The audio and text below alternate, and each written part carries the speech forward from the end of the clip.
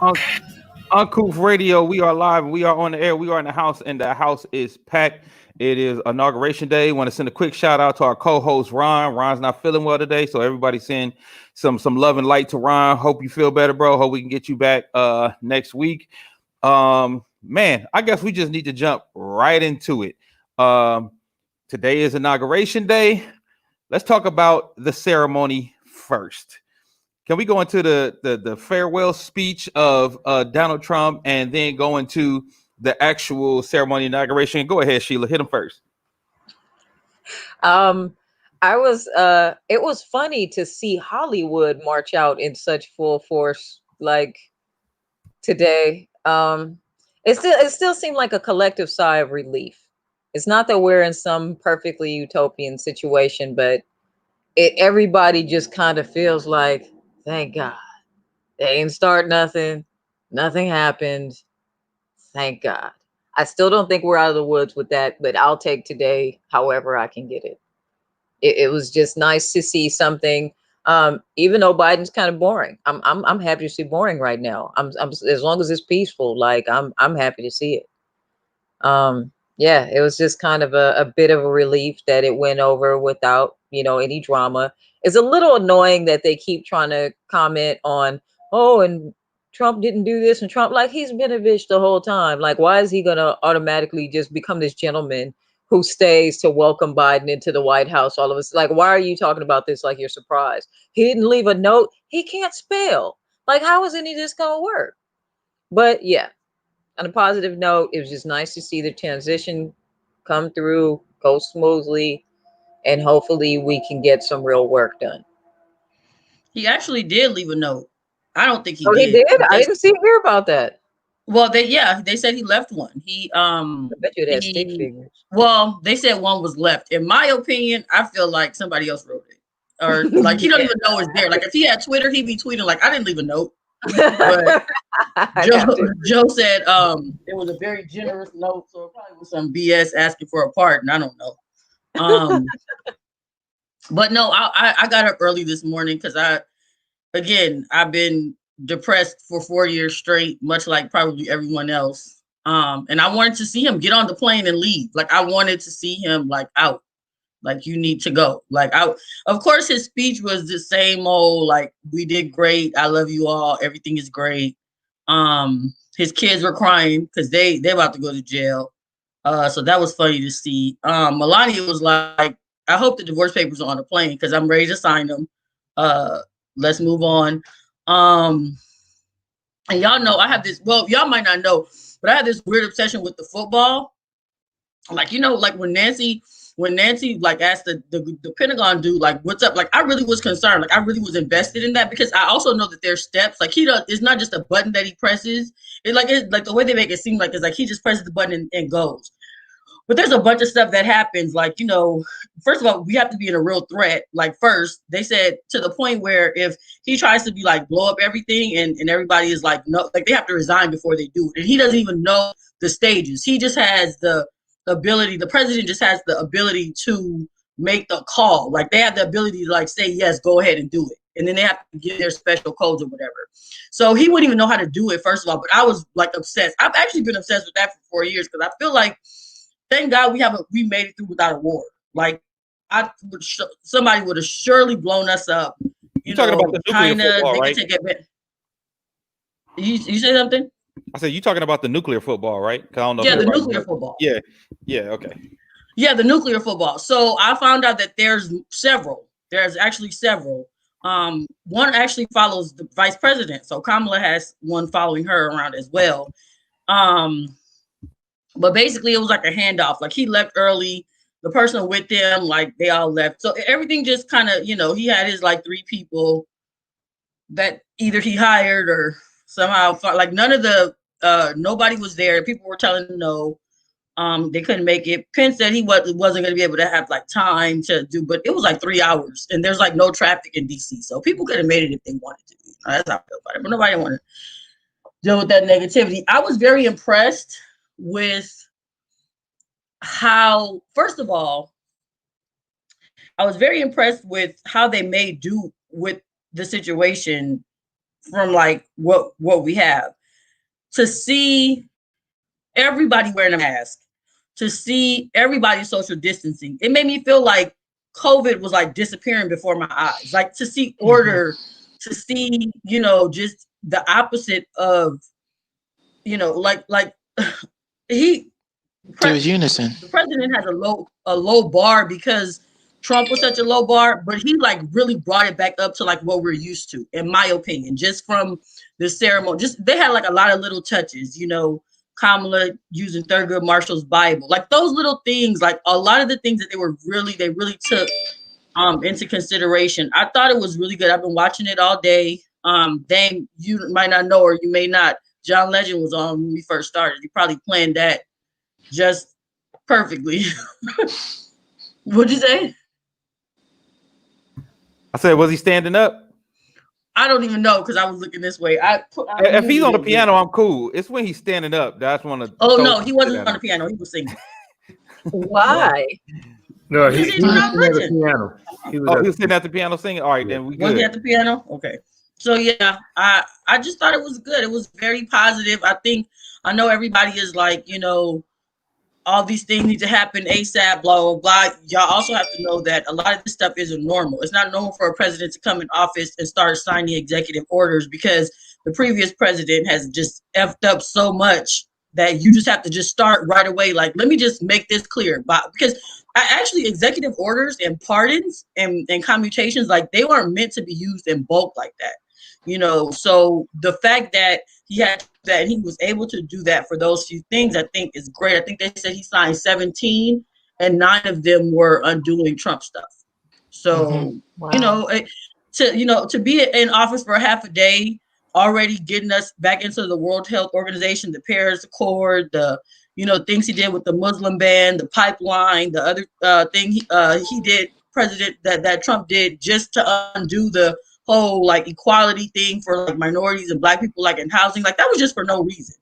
So they've been getting those executive orders and stuff ready from the J. So I think it's pretty great. I think it's pretty good. I think it's a sign.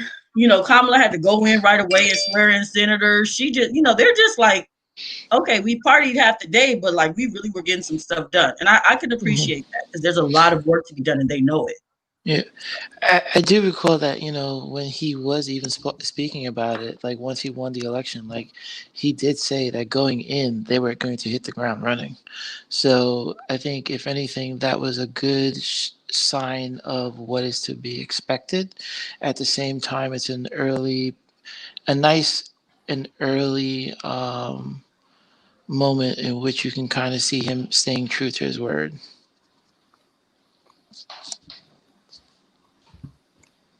What about you, Quincy? What you see about did you get to see Trump's farewell speech, and what did you think about the actual ceremony? I was kind of in and out of his speech. I didn't want to hear that bullshit, really. The thing that stuck out to me is when he said, when things start going good, like don't forget me. Like, no, we won't, because we gonna remember how bad it was fucked up. Wait, he Trust said me. that? Yeah, he was like, don't forget me. When things So start, like in a couple of months when everything starts, yeah, a you know, couple turning of things around. start getting better. Like, don't In a forget couple me. months when things start going good, we'll remember you're the reason we were here in the first place. Well, yeah. No, they won't. No, they support you. It was typical Trump speech for me. The inauguration, you know, I think they're doing a pretty good job of making up for it to be as unique as it is, because I'm sure this is probably different than any other inauguration we have ever had because of the pandemic and all that. So I think they did a pretty good job with that. You know, Biden's speech, nothing new. Kind of expected that from him. He's going to try to be a unifier, you know, on the surface, because he have to. Mm-hmm. I think he's coming in a worse situation than Obama was coming into. So, you know, Do you think Yeah. it's worse than any other president? Because they're only comparing him to FDR. FDR. No, you have some people, FDR, then you know, you had Buchanan, who kind of we was on the brink of a civil war, and he kind of appeased more to the South doing that. So it was some presidents that inherit some mess. But FDR, he had the Great Depression. But I think this might because World War II hasn't started yet. No, I think it might be a little worse because you have the worst economy since the Great Depression, and we got the pandemic. So, and you got the the whole group of white people. The Great Depression with the what was the pandemic that broke out in 1917? The Spanish flu. The Spanish flu. So put the Great Depression with the Spanish flu, and that's what Biden on top of the brink of a civil war. Yeah, that's what I was going to say. He has all of them. So he's inheriting. It might be the worst. Yeah, he's inheriting a mess. But it seemed like they prepare for it. The executive orders, not really. No, I kind of expected that because that's the easy move. Sure. Because all he had to do is sign his name on some paper to change the law. So, I know I've seen Black folks express their concern because they didn't see executive orders regarding Black folks. But I think he's probably going to, if he haven't already, that Family Fair Housing Act, the Fair Housing Act that Trump had overturned, you might as well add that. But also, I really don't want him to govern for African Americans through executive summaries. I agree. Executive orders. Orders. So this is where I am, because I feel like a lot of the orders today were good for reversing a lot of the things that Trump did, but I also feel like they were largely symbolic of where the administration is going. So that's why I was a little disappointed that there were things specifically for a lot of other groups, but there wasn't specific for Black people who actually helped put them in the White House this time and help get them the Senate. So I don't expect him to govern everything by executive order, but I was a little disappointed that I didn't see anything. But none of these today was new executive orders. So what executive order for Black people that already exists that he needed to overturn today? Well, he could have overturned the one where he did where he reversed all the shit from the DOJ that Obama and Biden did. He could have did that today. Well, that wasn't more of a executive order. That was like getting rid of committees. So he had to put those are like committees that he had to put together.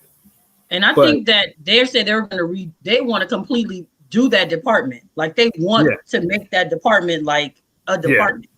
So oversee the police, you mean? That one, Dave? Well, yeah, because remember the DOJ went in, did all those consent decrees, and Trump came in and reversed all that. That came from the Attorney General. You remember Sessions, the one came in and overturned all that stuff. So first you got to get Merrick Garland confirmed in the Senate, which that look like that's about to be an issue already based on how Republicans are not passing stuff. But remember, that was Sessions that came from the Attorney General.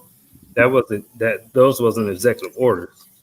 I agree. It did seem very symbolic, and also because they did mention that they wanted to get that back on track. I think that was one of the things.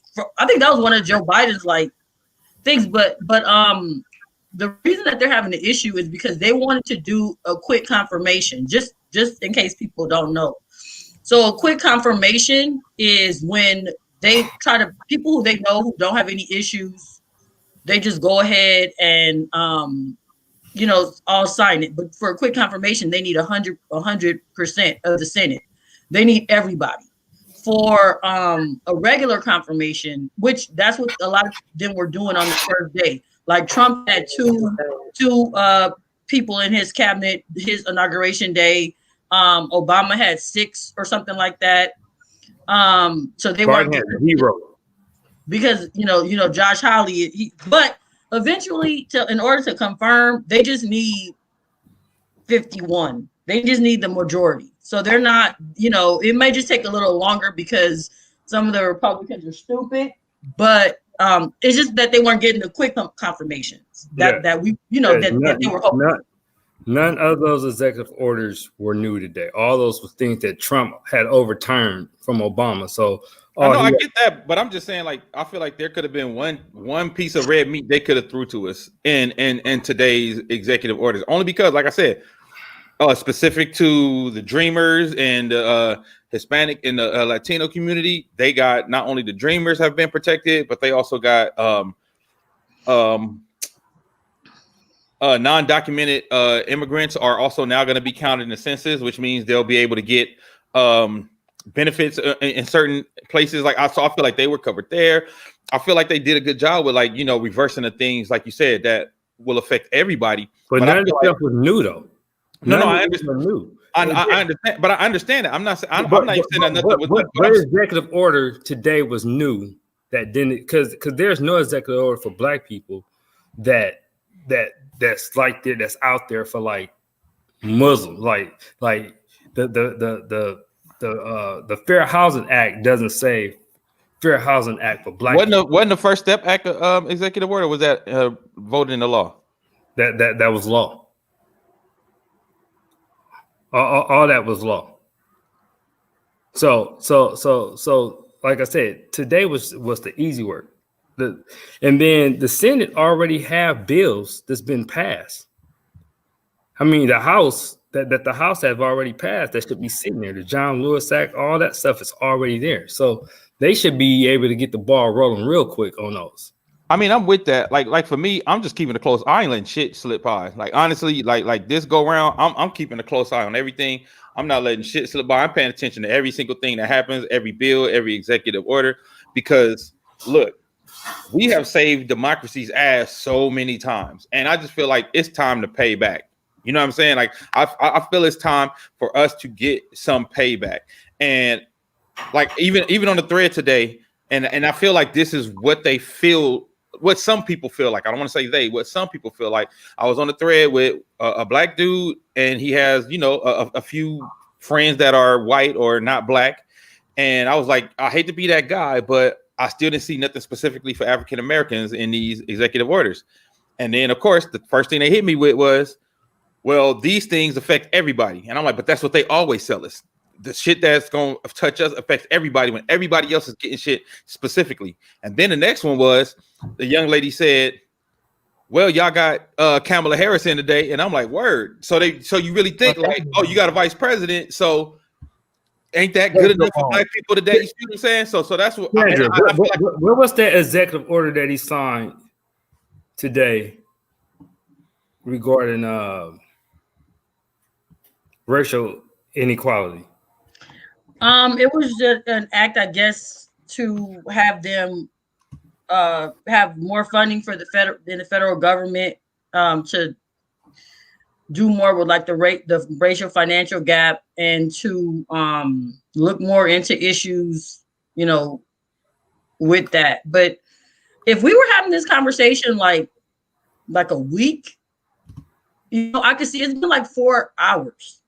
And then these were like things. I mean, I think if this is going to be the way I get holding. I think it has to be. I think it has to be. This let me say this. I get holding accountable. I completely get it. But if there were things, if we were talking about, he just wrote a whole new slew of executive orders and left all the Black people out. We got a conversation. If we're talking about, there were things that he did that we were complaining about. We were complaining about that executive order about the inequalities in housing, because President Obama did that for us, because like 70-something% of Black people that they were turning down. That's the one that President Obama did for us, that Trump came in and just said, forget it. It was like the affordable, I can't remember what it was. He did that for us, undone. Okay. But when we're talking about the diversity training, but when we're talking about, we're hours in, we've signed acts that have been redone, and we're like, they're telling us to be grateful for Kamala. We know they can say that. That's what racist white people say. Your best friend is Black. I don't think she was racist. I just really think she thought like symbolically that was great. People that are not, well, we know that's not the case. But if we're Right. having this conversation where he's had a whole new slew of orders, they bought bills up, they've passed up the John Lewis Act, then we have a problem. Yes. But when we're talking about just coming in straight, like these are some of the top racist things that he's done. It may not have affected us specifically, but I bet those 70% of Black people that President Obama wrote that it affected probably felt like, okay, well, this is for me. Then I think that's okay. It's 4 hours into his presidency. Let's talk about like, can we? Cause like I was like, I'm done. I can't. But yeah, but my rebuttal to that is it's 4 hours into the presidency, and some specific groups already got some shit. And I don't want us to So lose what sight is of that. it? Like, do we want him to write a new order? What do we want him to do today? There's no new orders that's been written If today. he undid first of stuff all, that was there's- already there, what do we there's want plenty him of to do things. today? There was plenty of things he could have did. Y'all not gonna tell me there is no executive order he could have written for Black people today. Y'all not gonna sit here and tell me there's no executive But that's order what at all. That's He what didn't I'm write asking. no executive orders for nobody today. Who the Dreamers? The Dreamers ain't for us. The Dreamers been But they protected. didn't write that. No, He that didn't already write that. existed. No, but He what I'm saying is, undid that. but I'm saying there are executive orders that he could have done to help us, and he didn't. I don't know how y'all don't see the shit, but there are. You're saying no. groups that We're got saying something you're we did. saying he should have But written okay, executive Dave. orders. We're saying today Okay. was only about undoing Trump stuff. Dang, That's if it. you don't put that out there, you got to name the executive orders that he didn't overturn. I don't Okay, know every single executive order. No, because this is the problem. This is what happened with Obama. People put shit out there and then don't give the information. Then now you got Black people thinking, well, he just didn't do shit for Black people today when these executive orders already existed. Thank you, Kamala. She's saying exactly what I'm saying. Y'all talking about we should be okay because he did some general shit, but there were groups who already got shit specifically. Now We I don't know understand every what single. you're saying. The problem is we're asked. Okay, there was a DACA executive order. There was the there was the pipeline executive order.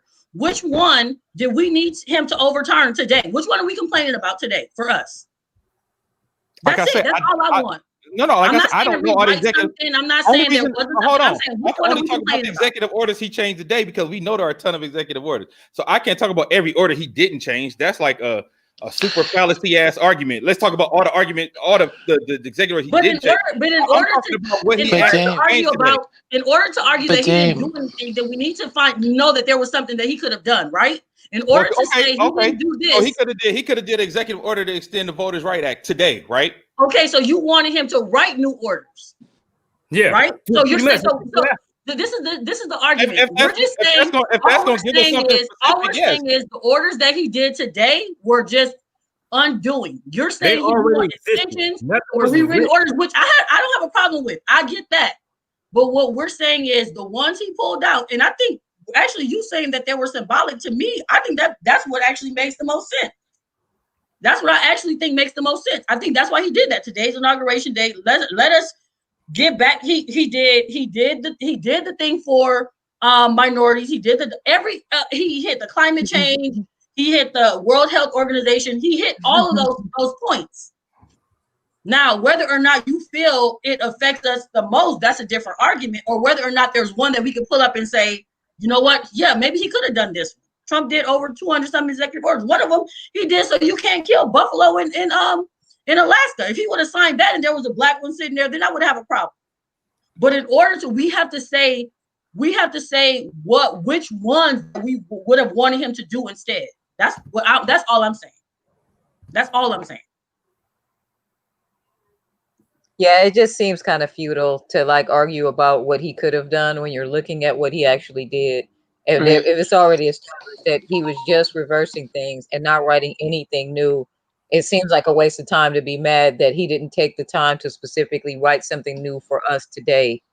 When you But see I think this is so. But I pretty think much that's why it. we always end up here in this political space, right? Like on the same first but- day though. But dang, it's like Like if we These- had these- this y'all conversation, y'all not getting it. Things have happened for I other get people it. on the first day, so I think some should have But happened. No, on the but first the day. thing is, And I'm what not exactly- backing off of that shit. No, but what what exactly you're did not he understanding want? is I don't think it's comparable if you can't come up with something that he could have done that he didn't. That's all I'm asking for.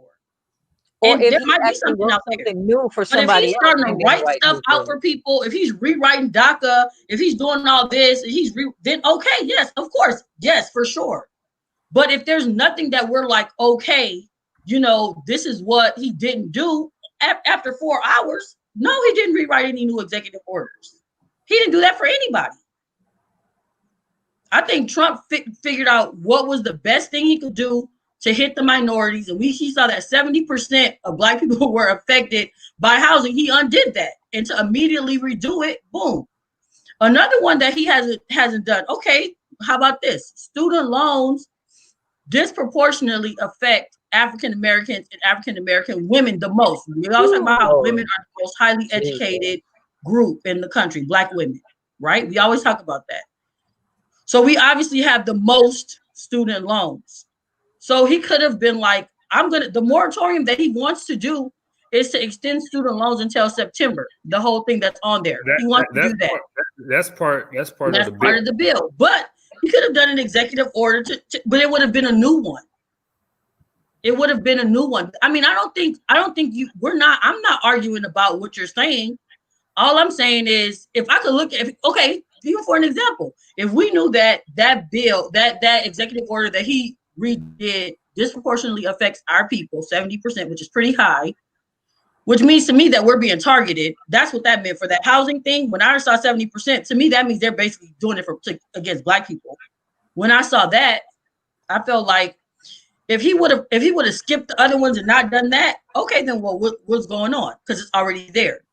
Okay, well, let's take that one for an example. He did that, right? And again, we talking about something that again affects everybody. So even in this executive order, there could have been specific provisions to help the African American community. There wasn't. So that's what I'm talking about. I'm talking about, because we're talking about how so many of these things today were done to symbolically show unity. Like almost all of these bills were done to show symbolic unity. And we were the group that was specifically left out of all the other groups that specifically were able to get things. That's all I'm saying. So you wanted him to write a new bill today? No, I'm talking about the bill that Chandra's talking about. I'm talking about. But you just said to have provisions. So what? Yes, so he would have had to add provisional things in order for it to be like new, acceptable. But wait, y'all said he reversed it. Y'all said he reversing bills, right? Yeah, he signed the executive order to reverse that. That's not the bill. He signed it to reverse the executive orders. The exact executive order. So in that reversal of the executive orders, there could have been provisions put in there. There could have been. I ain't saying right. There could have been provisions put in the bills that he reversed. I think it would have had to be a new order. Yeah, it would have. I think it would have had to be a new order. So we probably need to figure out how executive orders work, because I think it would have had to be a new order, which is what we're saying. Like in 3 hours in the presidency, I've pulled out these 17 things that I feel like help, and we need to kind of, figure that out. But I'm gonna give it a day before I feel disappointed. I'm gonna give it a full 24 hours, and we can revisit it there. But that's it on me. So these executive orders are considered single subject rules, right? Yeah. So adding riders to legislation is not permitted in legislators bounded by single subject rules. So what you're asking Dame for them to add positions, he would not have been able to do that. Now he could write a new one. If Congress is not passing a bill and they're not rolling with them, then they could write a new one. That's what Obama had to do, because that's what he had to do. Obama had a Republican Senate and House. So once he realized certain things can pass, he just did it. He just wrote an executive order for it. But as you can see, the downfall for that is you got to worry about that 4 years, because if the next president come in, he just get to sign his name and reverse that shit right back. So it's never get into law, because it's actually.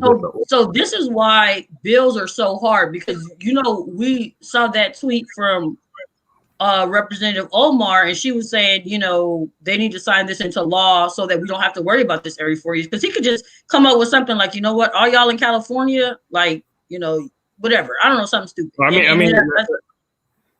told somebody today. People will say, okay, well, we need to put something in the bill so that they can no longer ban people from Muslim countries. Like they're very specific. That's why those bills be like 1,000 pages. The problem with that is you can't get a Muslim bill to pass. That's the issue. Because that's the issue. That's why Same thing with immigration. That's why they've been doing it through executive orders because it haven't been able to pass. Even the one for the funding for the HBCUs that I think George Bush started, they have to sign it every 10 years. Yeah. President Obama couldn't do anything about that. They have to sign it for the funding every 10 years. Trump did it. That's when he said he saved the HBCUs. The thing is, a lot of things he don't have to really do because you already have bills set up. There's already, for black folks, there's already bills that's been passed in the House that Mitch McConnell that have let sit there. You just need Congress to get going on them. There's a lot of things that's been already sitting there. And this was their first day back, right? Huh? This was their first day back. Kamala just sworn in the new senators today. Yeah, which I think, well, I don't know how people feel about that, but yeah, it was a good. They got some work done. She went up the stairs and started working, which I think she just sworn them in today. But there's a ton of. I mean, we posted like 20-something bills that has already passed in the House that it just needs to go through the Senate at this point. Well, I'm just looking at patterns, and I don't want to get caught up in the same pattern. What's the 3-hour pattern for a presidency? You said what? Actually, he signed more executive orders in his first 3 hours than any president so far. No, I ain't talking about. I'm talking about patterns of us doing all the work and not fucking getting nothing. I'm not talking about 3. I'm talking about literally what has happened so far and how some groups already have gotten some things specifically and we haven't. And we were the reason. Atlanta, Wisconsin. We were the reason that they were put in there, and not a damn thing specifically came. So if y'all think I'm wrong for wishing we had something specifically for us today, I'm sorry, but I don't think first I'm wrong. of all, Dave, no, nobody disagrees. That's Just not the like case. give him a minute. I think you have to look at with what he did. If he worked with what he had, we can't force him to have had something already. If we're going back in 2 weeks from now, he's just been like F the black people. He's been writing new orders and passing new bills. Yes, we have a problem. That's all I'm saying. He just took out something. He started just cleaning up. That's what he did. And if there was a bill out there, if there was an executive order out there that we know of that he could have passed that were specifically for black people, boom. What's up? I get that. Right. I totally get that. The other thing which I'm kind of scratching my head on is that when did it go from the first 100 days to the first 10 hours? I don't think it went from that. What I'm saying is I'm talking about specifically what he's done so far. I'm not talking about I'm talking about 6 hours. In 6 hours, nigga, the Latino people got 2 fucking executive orders in 6 hours. It was already there. It was already there. It was undoing stuff that President Evil did. Stuff for them, then that would mean something. But he didn't write new stuff for anybody. So just because you decided that he should have taken the time to write something brand new just for us today on the first day, just say like nobody disagrees with your point that they owe us. Yeah, we don't disagree with that point. That's the thing. All right, watch for the hook. That's all I'm gonna say. Well, let's at least give him a day and before we regret our vote. Yeah, regret our vote 6 hours in. Let's give them a day before we regret our vote. But I mean, like Sheila said, nobody disagrees with your point, but it's working with what you already have. When you go into a new classroom, sometimes the teacher leaves a mess and you got to clean it up first before you do your new stuff. Right. Well, I mean, that was Trump, and that's why his stuff is getting reversed now. So, well, you know what? The first thing Trump reversed was the immigration, and well, the first thing he did was the Muslim ban, right? The first thing he did was the Muslim ban. That was the very first thing he did was the Muslim ban, and then the second thing was the immigration shit. The irony of banning Muslims like they're going to be terrorists only to stoke up the largest terrorist organizations is like too much for me. It just shows you how stupid he is. Well, not stupid. It seemed like he weaponized them. It was on purpose. Stupid people do stuff like that on accident. I don't think he's that smart though, Sheila. I know you. I get that you think because things are falling into. I don't even think he thinks that. He doesn't know. I think he was racist and he ended up using it. He was like, Well, oh, I well, used to Muslim people, think he wasn't, terrorists. but it's been some stuff that I'm telling. Like when you see where he's just on TV, like it's a hoax, it's all fake, and then you hear the recording of him like 2 weeks before that, going, "Yeah, man, This shit is the COVID serious. thing is pretty Yeah, serious." because Like he's this is, using I all just don't that. want Like, I people to. don't like, But he he's didn't not sound as, like the raving lunatic that we usually see on TV. It's a very crazy thing to. I always thought that he was just a complete idiot. I don't think he's a genius, but I think he might be a better con man than we gave him credit for. well, I think And that's the con. You using all those circumstances in order to further whatever your agenda is. That's exactly What about what all these partners that just got bought? I think that was a Yep. pretty smart con. You all got the he what? probably really is a billionaire for the first time in his life from all these partners that just got bought. Real talk. But Say somebody, that ain't a good con. That's not just from somebody stupid. somebody said he could have wrote a new executive order if he wanted to. I don't want him to write a new executive order for Black people. We need laws. Like We need laws. We got to make up our mind. Do we want laws or do we want executive orders? I think we can have both. I don't see why we got to be one or the other. no, Because I don't if you think start it has- writing half the stuff in executive order and then some stuff in law, it's not going to be valid. They're going to be overturning it's stuff all the not time. gonna We're going to work be out. right back here in 4 more years. you gonna Especially if y'all saying especially if y'all saying a bunch of shit ain't gonna pass anyway because of the what that's the point. You get the House and the Senate, so you won't have to do executive orders. Like I said, Obama had to do executive orders because he didn't have the House and the Senate, and they wasn't going to pass shit that he put through. So he did a lot of that shit through executive orders, which ultimately you paid the price for because you was riding on people to come out and vote. They didn't come out and vote, so now you got to deal with a lunatic who now could come in and reverse those executive orders. The I shit think that the you movement- want- the shit that you want done for Black folks, you want done, put in law. That's why you voted for the House and the Senate, so shit could pass through law. That's why they having issues trying to reverse Obamacare because that shit is law. I put it to you like this: can you imagine if the Civil Rights Act was a executive order? Where the fuck we'll be right now? If the Civil Rights Act was an executive order, we'll be at this creek right now. As soon as that would have been day 1, hour 1. Every racist president, forget it. 1 year we have rights, Oh, 4 years we don't. The moment Richard Nixon had took office, that shit would have been gone. Then you probably would have got it with Jimmy Carter, and then Reagan and Bush would have took that shit away. We would pretty much be the Muslim ban for like the past 40, 50 years. Yeah, to answer Where your I get you question. on your go ahead. Oh, I was just the girl's question that was just put up. To answer the question, if you guys read President Obama's book, he really goes into the dynamics of why he's doing certain things. And like Quinn said, there probably would have been the reason he wrote so many executive orders were because there were a lot of things he couldn't get into bills that he wanted to get done. So some of that stuff he snuck under the rug. But I think that's the play. Go for law first, if not executive order. Because you see, he wrote the majority of his executive orders in his second term. So you got to go for the law first, like especially right now where he has that 50-50. That's going to be hard enough. But go for law first and then executive order. That's what it is. So to answer your question, Nisha, that's kind of where it is. Yeah, you can kind of do both, but I think like Quinn's point, to his point, we want laws. We want laws because it's the law of the land. You see how hard they fought to get rid of Obamacare. And can't touch it. Affordable Right? Care Act. It was put in law. See the part where like I'm kind of wanting to make sure that we all drive home is it's easy for us to say, hey, Democrats have the Senate, you know what I'm saying? But we have it by a thread. If It is a thread. It is a thread. That's what I'm saying. If they pull any of this reach across the aisle bullshit, if even one of them don't fall in line, we don't really have it.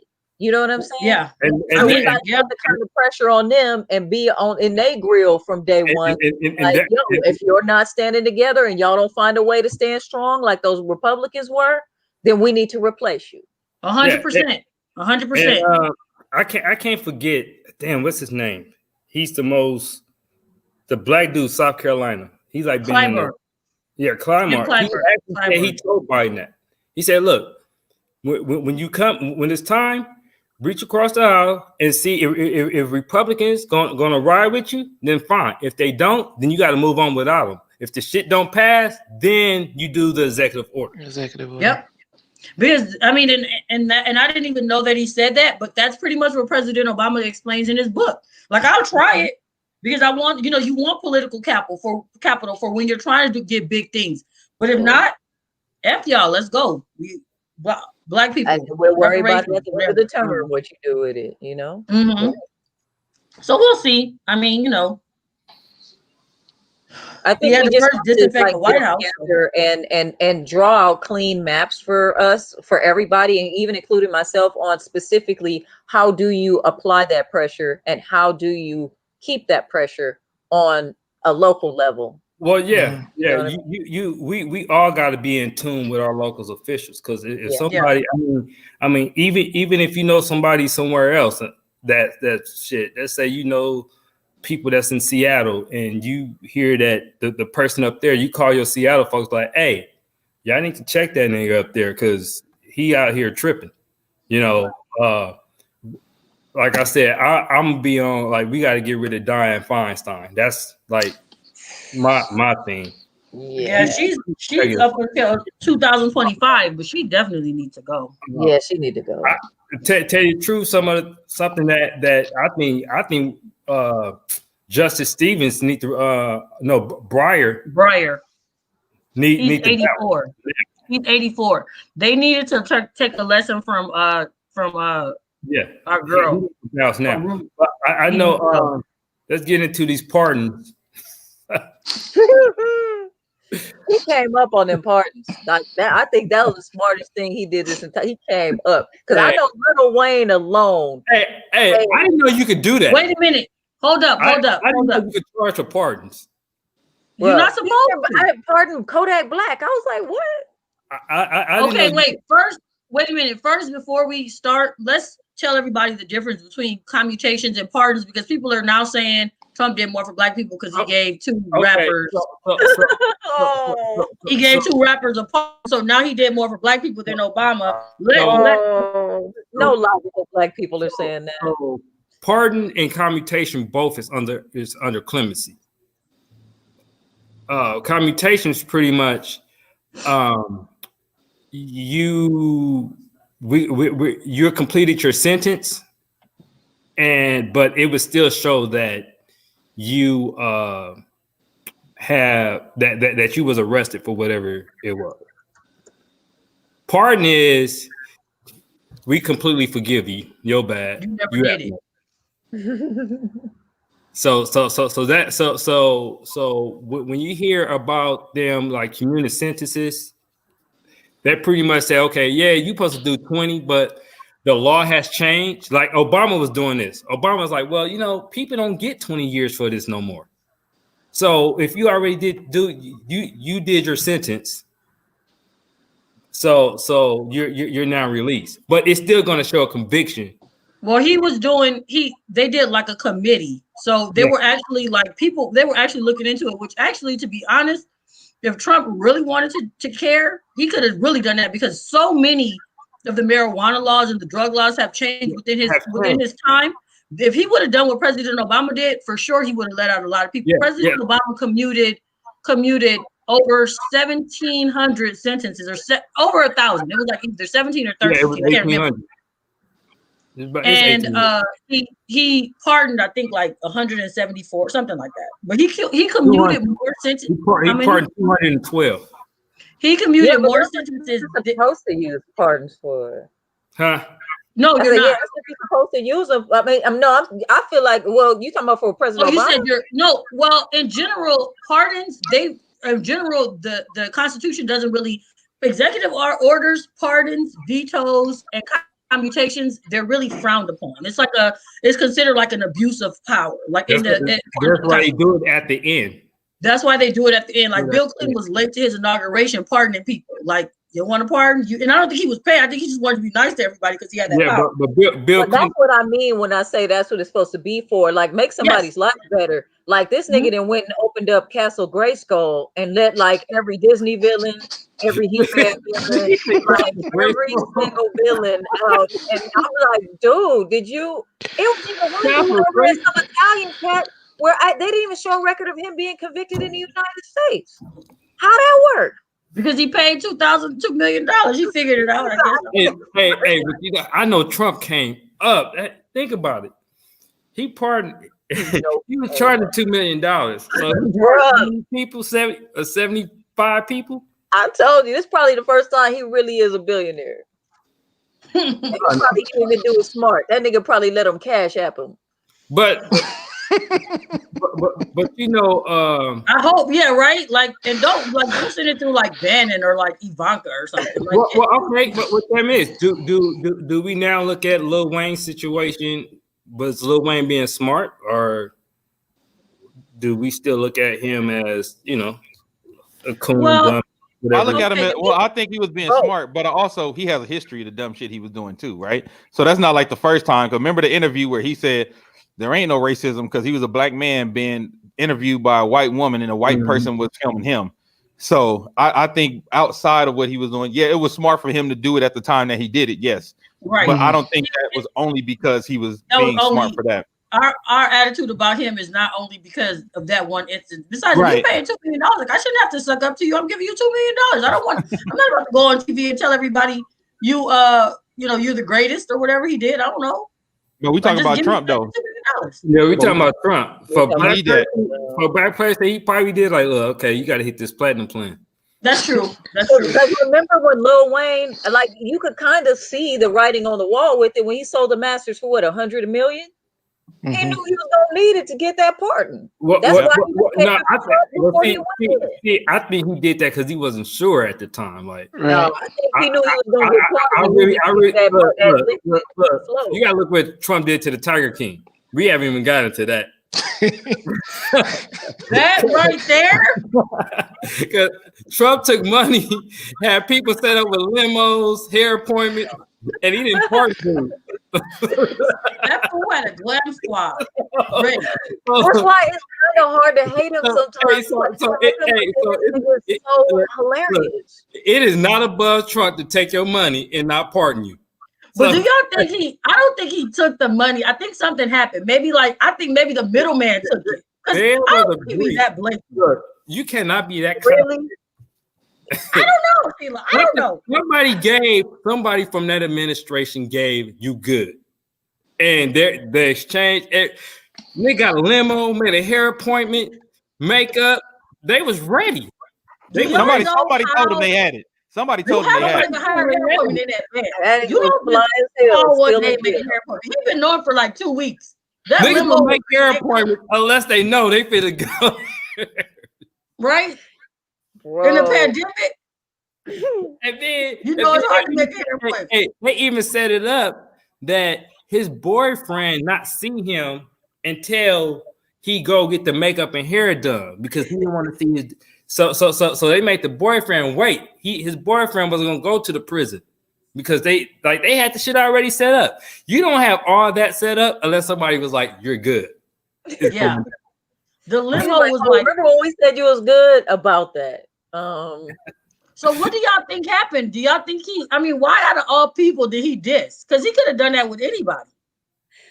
I think the middleman took the money. I don't think Trump got his money. It didn't make he was like, oh, no wire, no pardon. I think that's what happened. Yeah. Ain't no telling. So like Mike Pence has the money or something.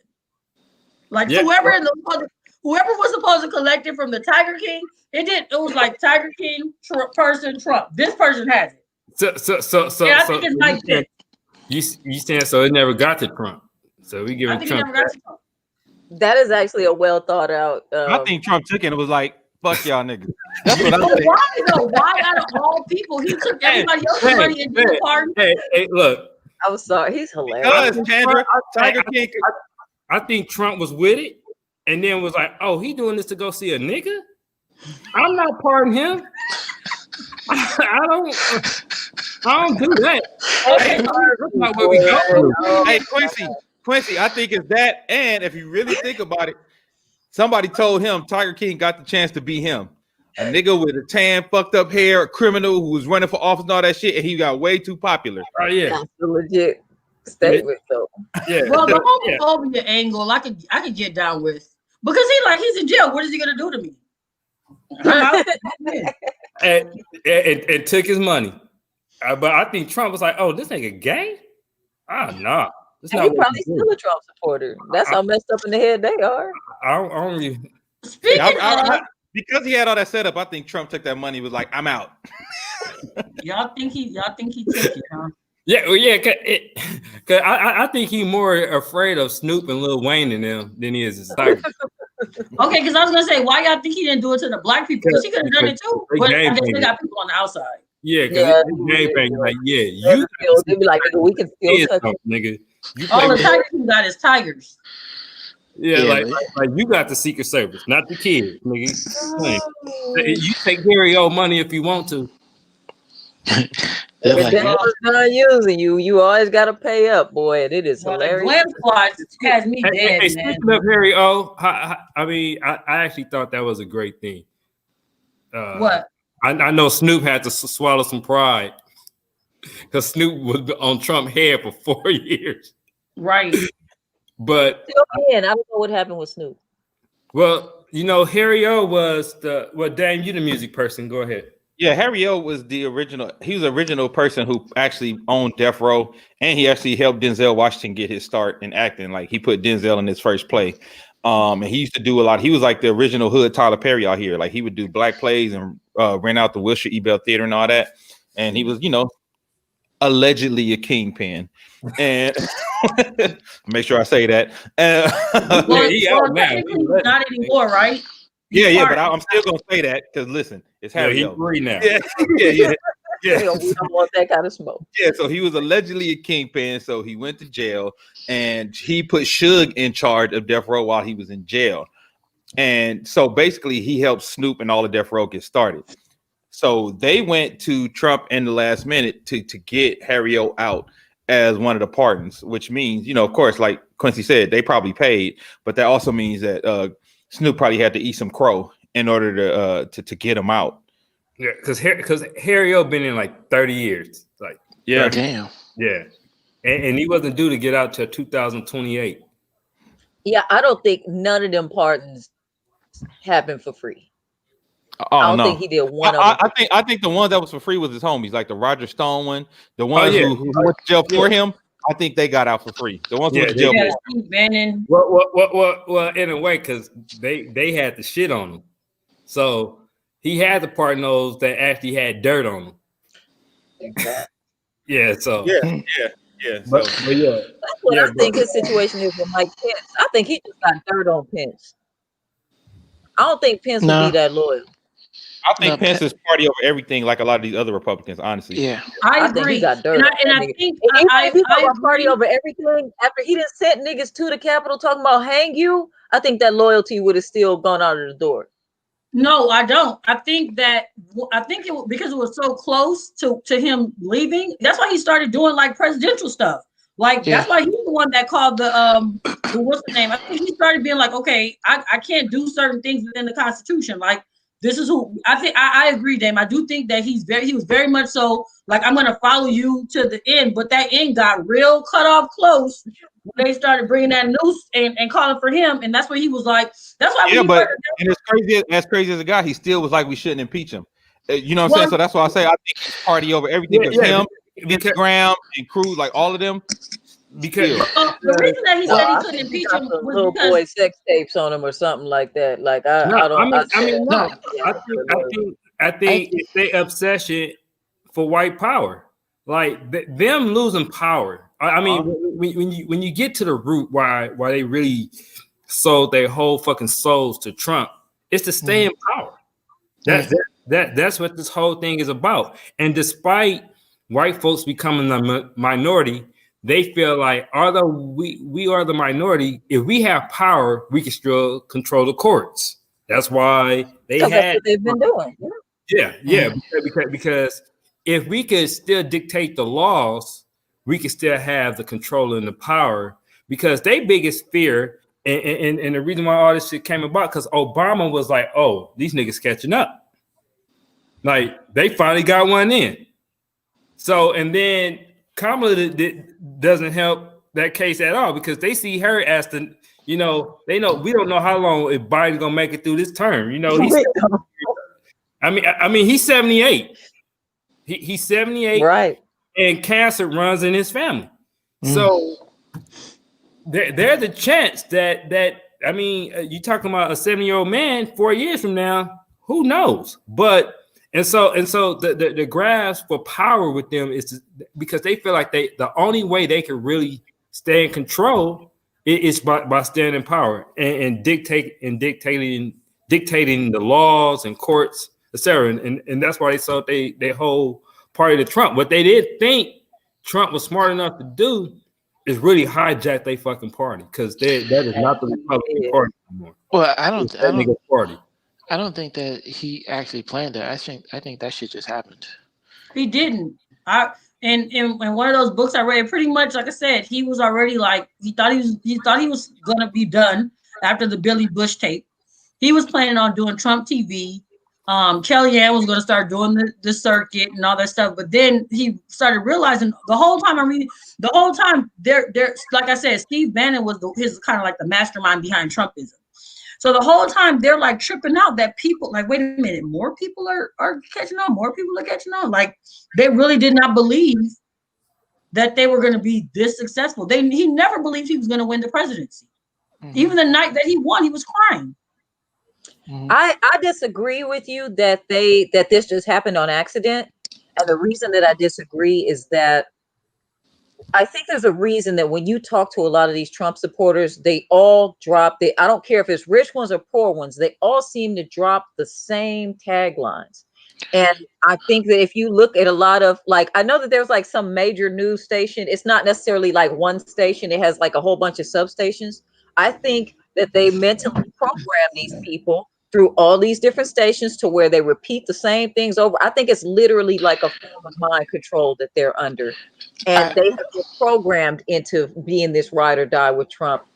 I think it's literally like mind control, because it's unlike anything. But I have rich Black people that I've heard say they say the same thing. Oh, well, Kamala locked up all those Black people. Oh, well, Joe Biden is that crime bill. Like, they don't get that bills need to be voted on, but they say the exact say, all those immigrants, and you'll hear them, it's like they've been programmed for it. I don't think this was on accident. Real quick, I agree with Victoria's comment. It was an accident for Trump, but it wasn't an accident for Bannon and Miller. They've been plotting this for years. Okay. And to be honest, that's how the books write. That's how the stories go. He just happened to be that face of it. And go ahead, Mars. But yeah. No. I agree with everything you're saying. I think also the issue in a sense is that every single time in which Trump would do something, there wasn't that smacking of the hand saying, no, you can't do that. He had the perfect shield in place where his behavior just getting more outrageous to the point where he was like, well, I can't do it. I can't be, corrected or anything because you guys are shielding me. The other thing is from the optics outside where, growing up, we always root for the villain. You have those individuals that are seeing this motherfucker doing all the stuff that he's doing, and it's like, okay, let me see where this goes. Where it's a reality show within a show. The other thing is what the psychological aspect of it for those uneducated white males, where they're programmed to think that they're above everything, so that they're seeing him do this and they're able to live vicariously through him. As he's doing all this stuff, notice he's gaining more support. Look at the number of votes in which he won in 2016 as opposed to where everything was going on now. You then have the media which is glorifying everything, and then you have these uprights that are actually promoting everything that he's doing, to the point where you have people that are questioning truth, questioning science, and those that are like hardcore zealots that follow religion that are like, well, he's for God, he's doing such and such, I believe in him, I'm jumping into him. So it's this perfect storm of, I'm going to say it straightforward, stupidity and obsession that allowed him to get to where he was. Well, but I think that's a part of the programming. Like, there has been a very specific attack on logic, truth, and what else? Logic, truth, and reality. Those have been the three things that have been under attack for the past 4 years. And And let me say, because I agree with what you're saying, Sheila, and I also absolutely agree with what you're saying, Rob. I think the problem came when Trump, the Frankenstein monster, became bigger than Frankenstein. Mhm. And what I mean by that is, long as Bannon and Miller was running the program, it was cool. But when you're doing that with somebody who's a narcissist, the moment he realized, like, yo, these people fuck with me no matter what I say, What? it literally turned into fuck with everybody. Yeah, it was like fuck with everybody. Yeah, like it That's turned into I'm in my 100%. own shit.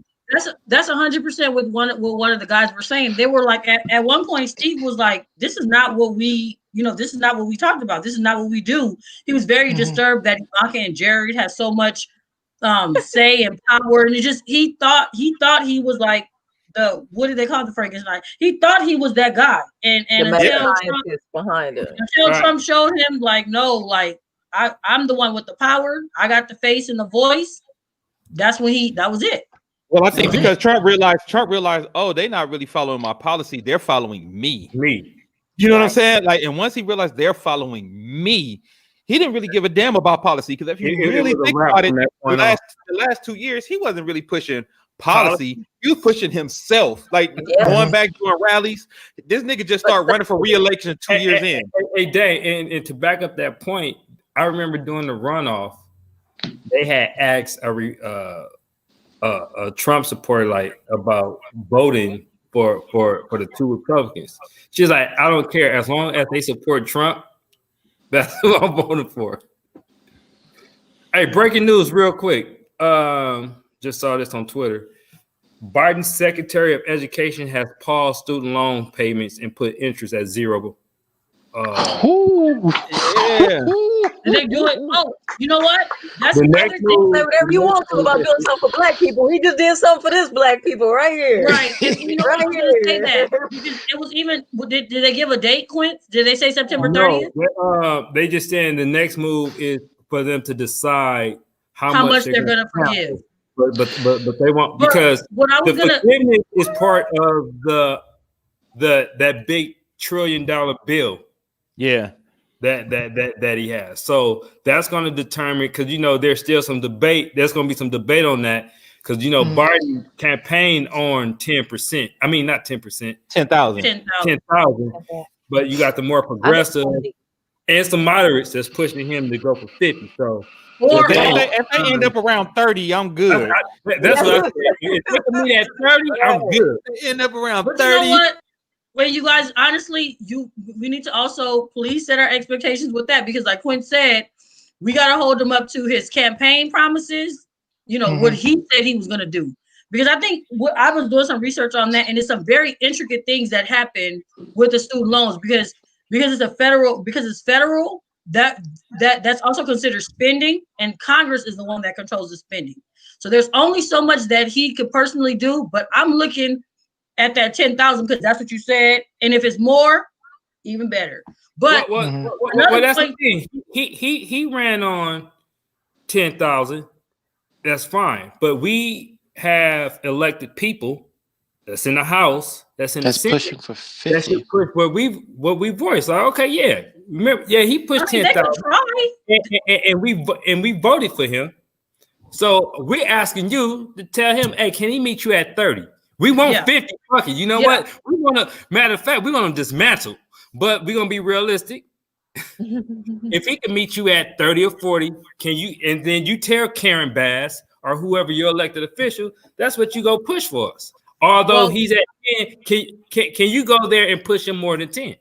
Well, we know most of them are headed for either all or a lot more than that. So we can hope that it can go higher. Do you think another reason for zero? Like, yeah, I was gonna say Bernie pushed for all of it. Do you think another reason head they're of the Senate Budget Committee? So go ahead. Yeah, I was gonna say, do you think they're pausing this to Chandra's point? Do you think they're pausing this as well because it's about to fold into them trying to figure out how to restructure free education for college students? You know what I'm saying? So you think this is a whole part of that? It's a whole process. It's a whole process. $1 trillion.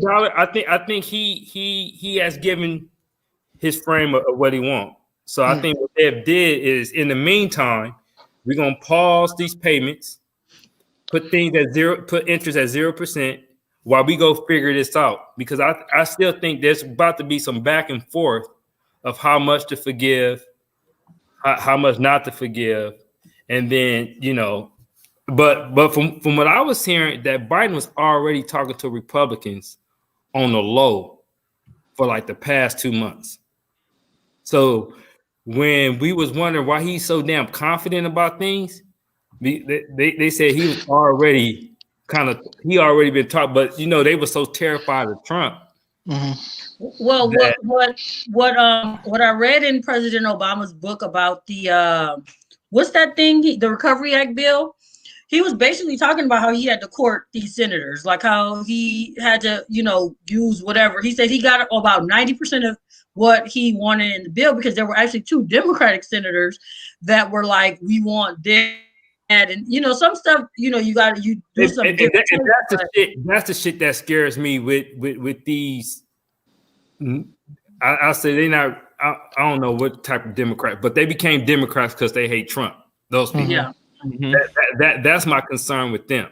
So in those places where we know they really not all that liberal, but they just had they issues with Trump. Right. He might have to give a little. Well, another thing they do is they go the leader. They follow the leader a lot. So what happened in the beginning with a lot of the things they were doing, Mitch McConnell was telling the Republicans, like he was getting some stuff from the Republicans, like, yeah, okay, we, you on board, whatever. And then he said at one point, Joe Biden, at the time he was vice president, he said, I'm hearing some senators like they're shutting down because Mitch told us basically we can't play. So, but that was just him completely shutting Obama down because that's what he wants to do, because he's a racist old fart. But the people were listening to him. And I think that's why he came out with that that speech of like condemning Trump for the insurrection and all that, because they be like really following the leader. Like they gotta get the okay. Like I could dip my toe in the water. And you know what? That's one thing I think Trump presidency taught me more than anything, is that people are not as independent thinkers as I thought. Yes. In this country.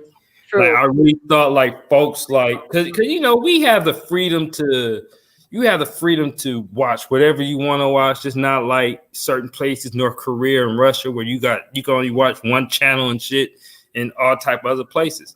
And I really thought people was more independent thinkers. Like I don't give a fuck if Obama not wearing a mask. I'm wearing a mask, but I realized a lot of folks are not built like that. And it's like really like, and it made me realize like, oh shit, folks really do follow the leader. Yeah.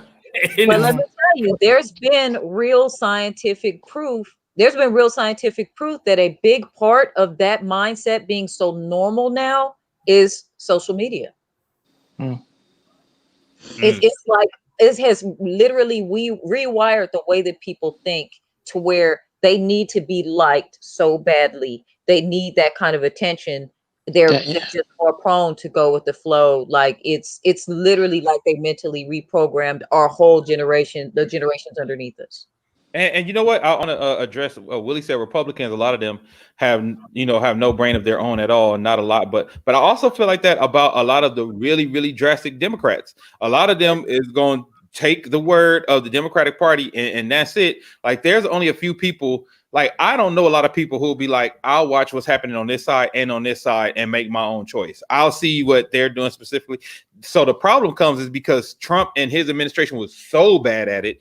You can't even do like a real litmus test of how regular government would work. You know what I mean? Because I don't think it would have been like I know it wasn't this divisive. As much as we didn't like Bush, we didn't feel like this about Bush and his policies. Right.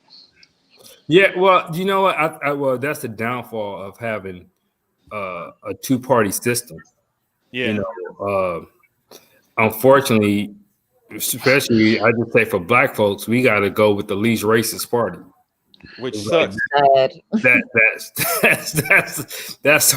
Those are options, because we like, well, shit, we can't vote with the party. They got the a lot of racists are little with the hood or without the Ku Klux Klan or white nationalists. Yeah, so we have to kind of, and then I think we starting to figure out like, okay, now like Trump.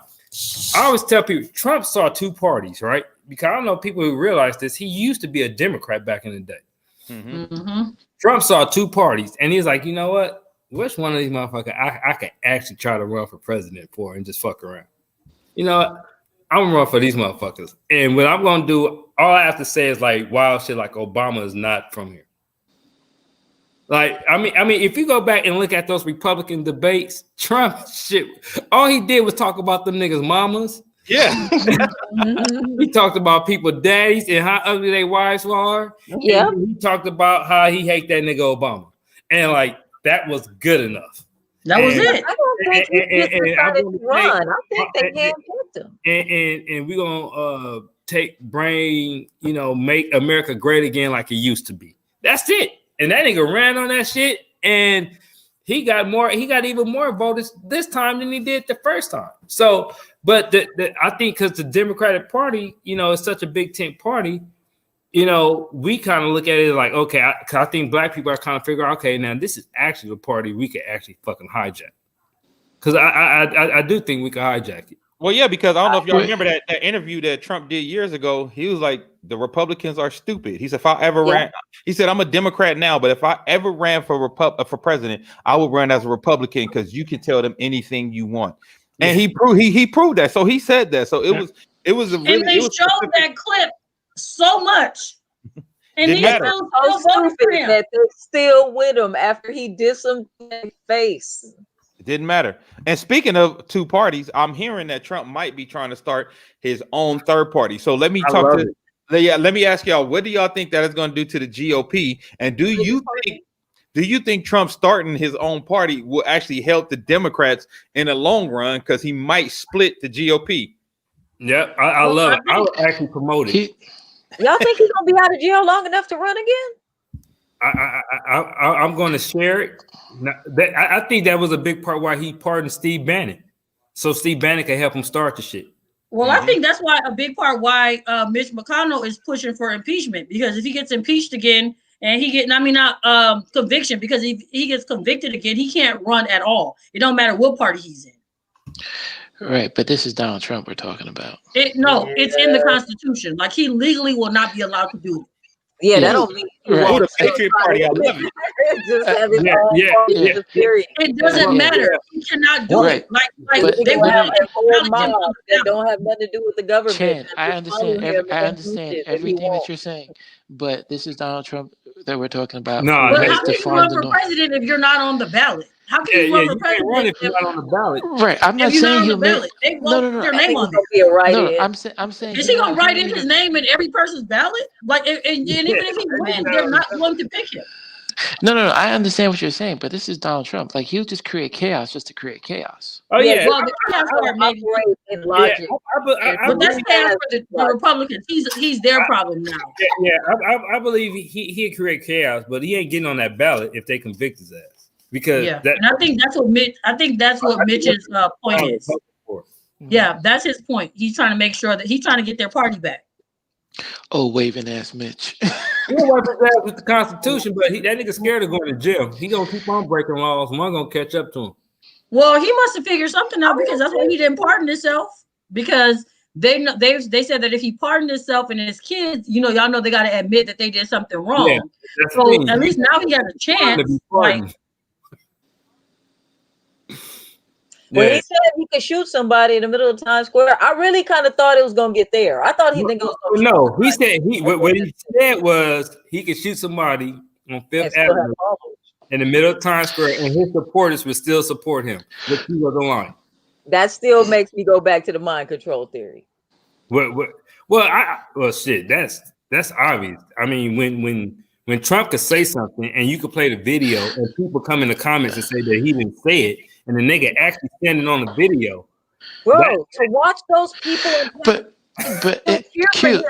Q, I was sitting here looking like, are these niggas watching the same thing I'm watching? He dissed them to their face. Like, I don't want to be here.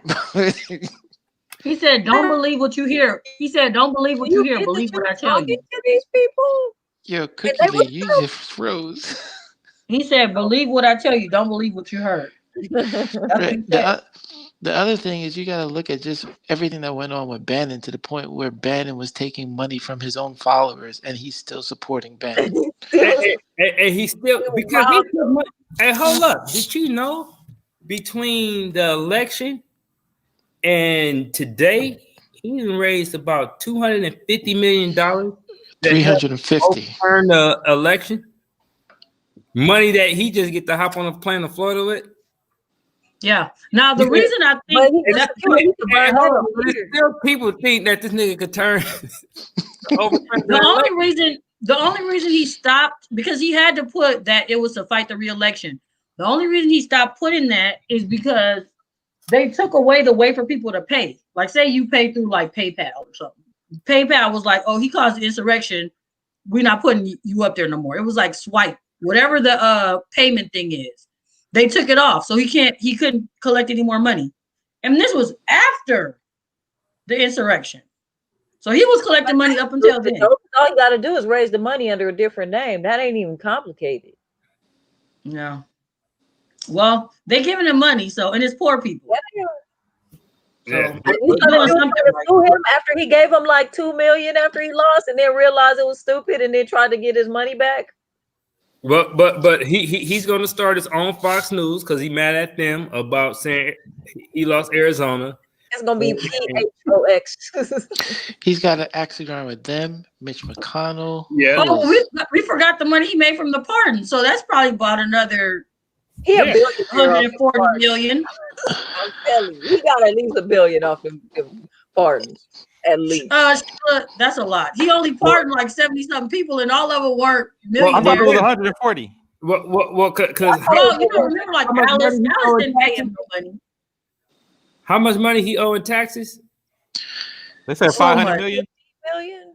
No, Yeah, they said so- 500 million. So he was trying to get that IRS money because now people know his shit. People know how much he owes. So, and I'm sure Biden was like, nigga, we ain't tripping. Oh, and if he collected that money electronically, they can literally track how much money he's taking in. That's not Mhm. it's not tax deductible. Like you don't This get was the greatest grift ever. Like it's the greatest grift ever. Like it's the biggest hustle ever. Like he ran for president, was able to make like a fat cat on the way out the door after just completely tearing up the Republican He Party. knew what he was gonna do. That's why he's like, I'm not gonna take y'all little $400,000 a year check. Y'all, I'm gonna sign this over to somebody. Like y'all, I mean, if you think about it, it's really some brilliant idiot shit. I mean, he like look. they're not 100% an idiot. Perfect way to describe it. Somewhere under there. look that nigga got niggas on Trump University. Yep. Remember when he tried to sell meat at Sharper Image? Yeah, and what y'all about to see is he's gonna do what he sees dictators do, right? With starting his own news thing to give his own propaganda where they only hear news from him and what he wants. Like he's literally about to go into full dictatorship mode. And like Quincy said, even if he gets convicted, he gonna be like the Joker. He just want to see the world burn. He gonna do whatever, For real. like he gonna do whatever he can to be a thorn in the Republican side, just because he gonna feel like they abandoned him in the end. They said You can only do that for white people for so long. hold on. They said his last 2 days he spent his time on two things: pardons and his revenge list.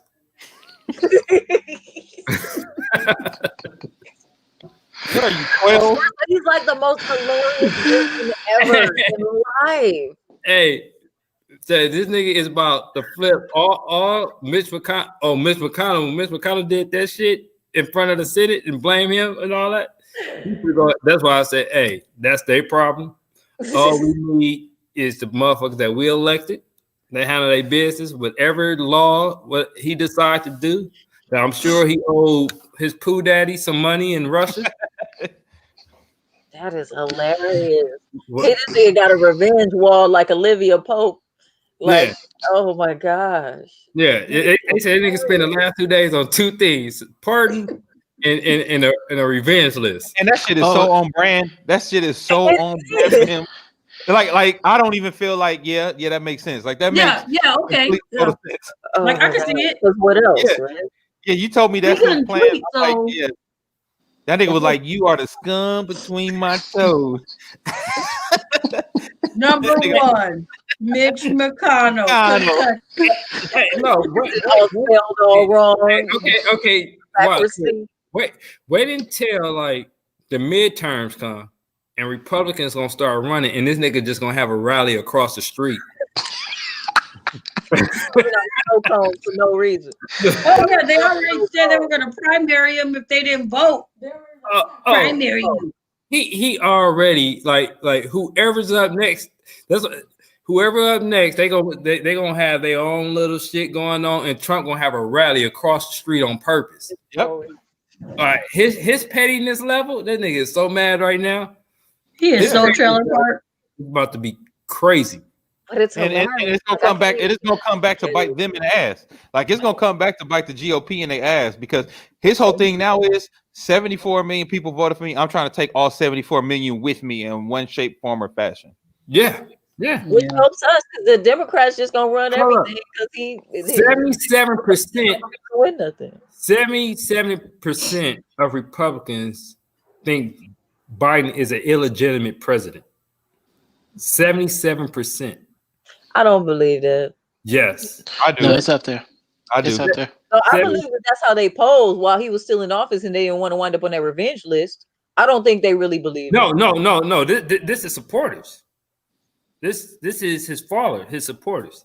That's why his approval rating with the party is still high. Now his approval rating overall is 29%, but his approval rating with the party is 89%.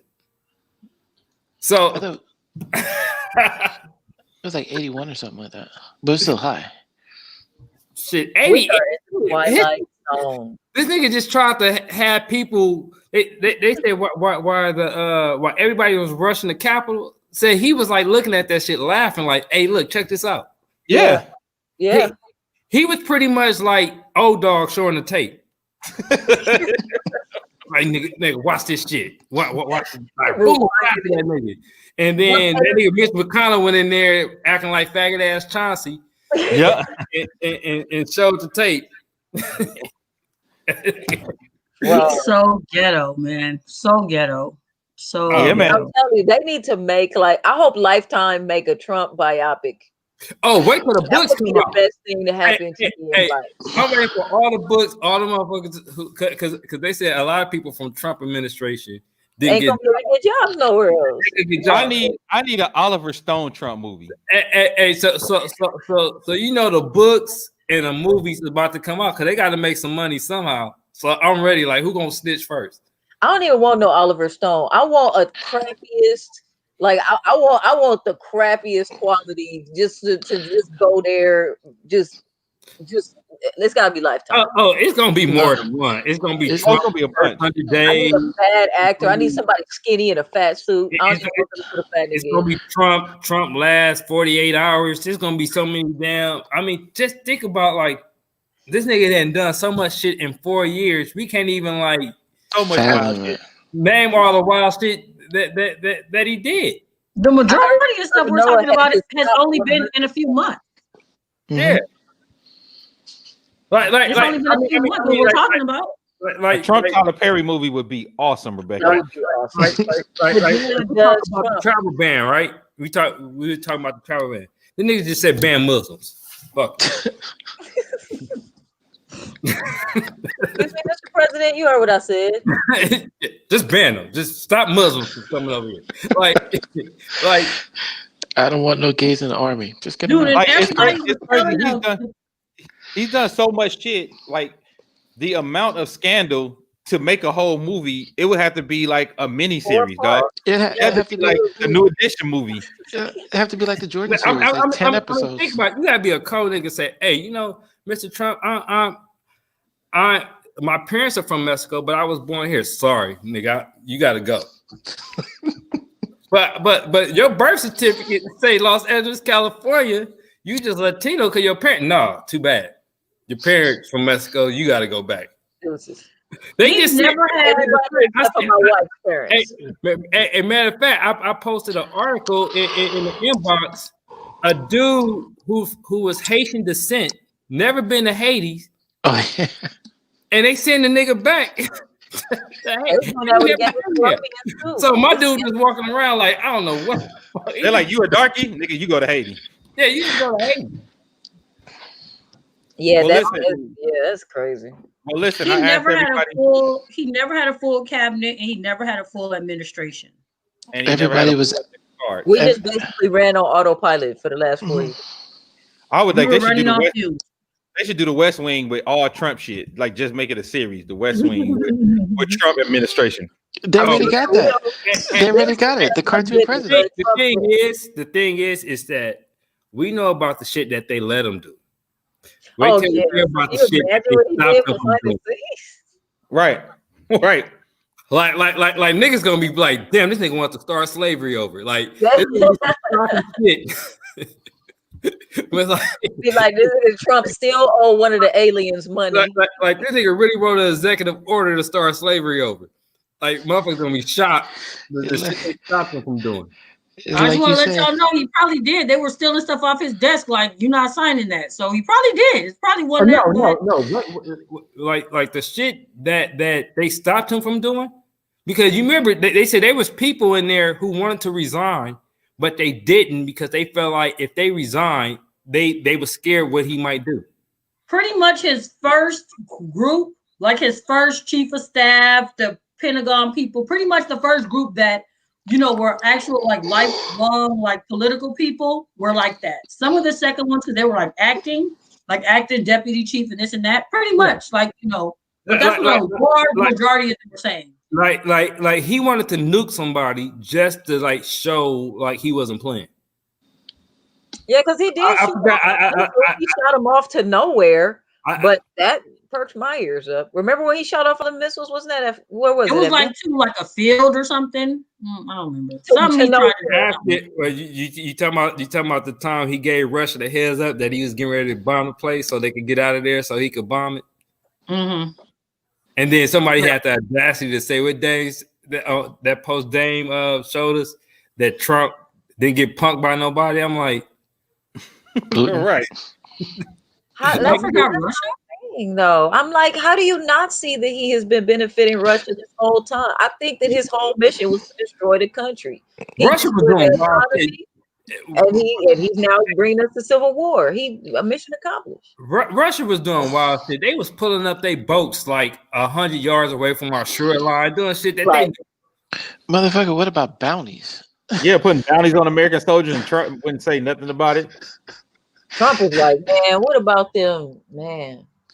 Well, one thing I will say that I took away from the inauguration is I have to step my fucking peacoat game up. Yeah. Them peacoats was cold as fuck. Eugene with his Gucci scarf and his peacoat. Yeah. Okay, Yeah. Eugene. Who? Officer Eugene. Eugene's swag was so different. Look, Eugene went from, hey, I need help. Eugene was walking in that motherfucker like, yeah. I'm You money. vice president. Yeah.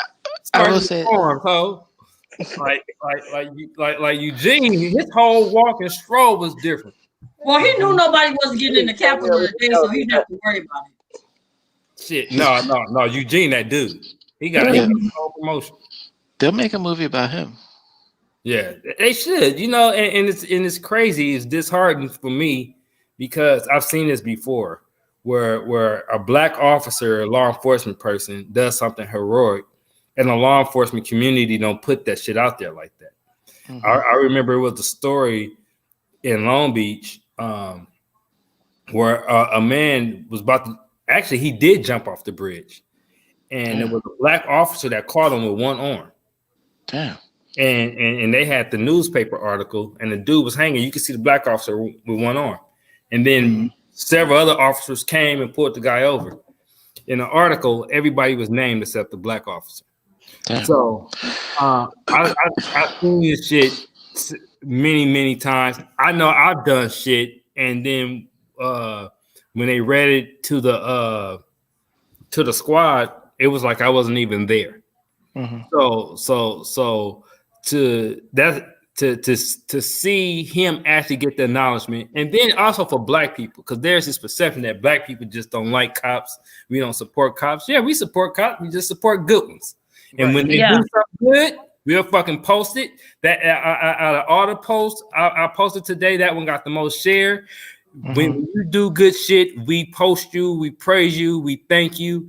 And he said because we know he put his life on the line for a lot of people that don't really give a fuck about him. Right. And that's when That's you always the case. that's all that when you're a black officer, a black military soldier, whatever it is, you pretty most likely you putting your life on the line for somebody who don't give a fuck about you. And so for him to get the praise and acknowledgement that he's receiving is I love it. And I hate the fact that I don't see none of these Blue Lives Matter still after 2 weeks later. None of I'm giving him his props. He haven't got none of the love and support. All the black officers that's on my page haven't even posted them. Haven't even posted them. So Mike Pence called him. Yeah. Right. So that's the hypocrisy. Yeah, it's the that's why, man, the next shit that happens, and it's real gonna be some next shit. Eventually, I better not hear shit about Blue Lives Matter. No, I'm not a motherfucker. That's only in response to Black Lives Matter. That shit don't mean nothing. I'm gonna go strong off, but I want to get into this real quick, man. I'm really disheartened by what I'm seeing in our community out here in LA. Man, me too. Hold up. LA was like, you talking about me?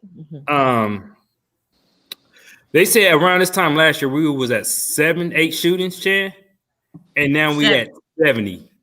Yeah.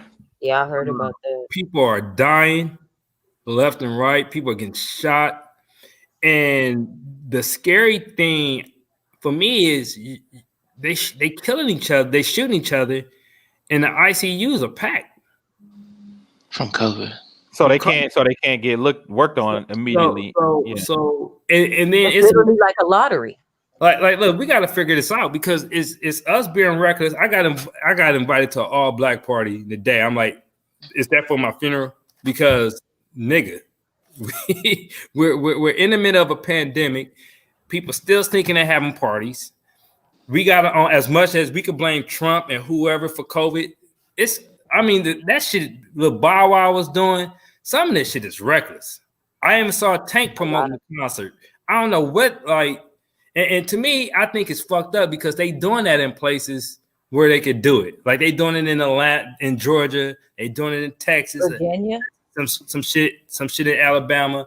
And it's like we could blame the government for some shit, but some of the shit that's going on with COVID, where we still being reckless, having parties and shit, that's on us. And then on top of that, you got these niggas out here killing and shooting one another, and we can't look. You can't go to the hospital. Like they reject people from certain hospitals. So I don't know what we have to do as a black community. I'm trying to reach out to a couple people who I know they got some street cred. Like this shit got to stop. Yeah, and it's weird because I shoot people for what at this point? Like it ain't even nothing to do. Like what are y'all mad about? I even heard the most confusing shit today. So apparently different gangs are leaking up.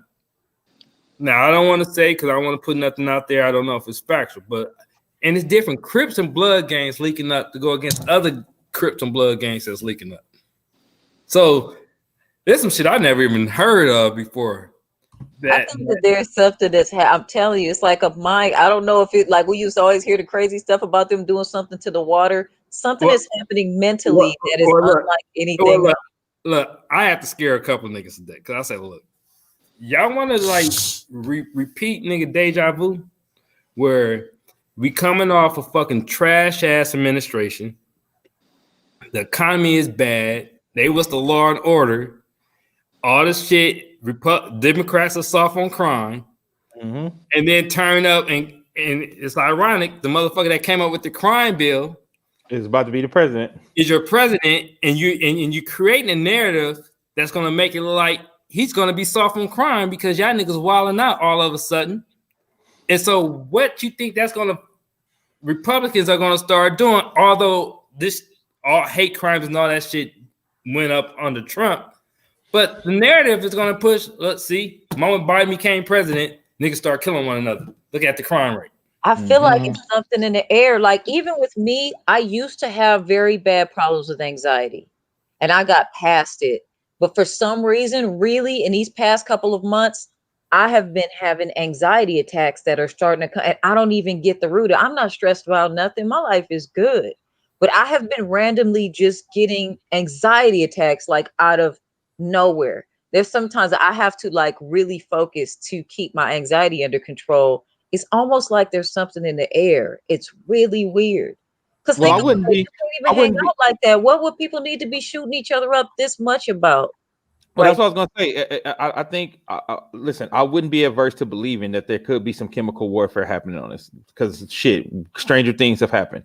Wow. But I also think we're in a place and in a state now where the things that happen in our communities are being exacerbated by the pandemic. You Yeah. got people who are already poor who are 3 times poorer than they were last year.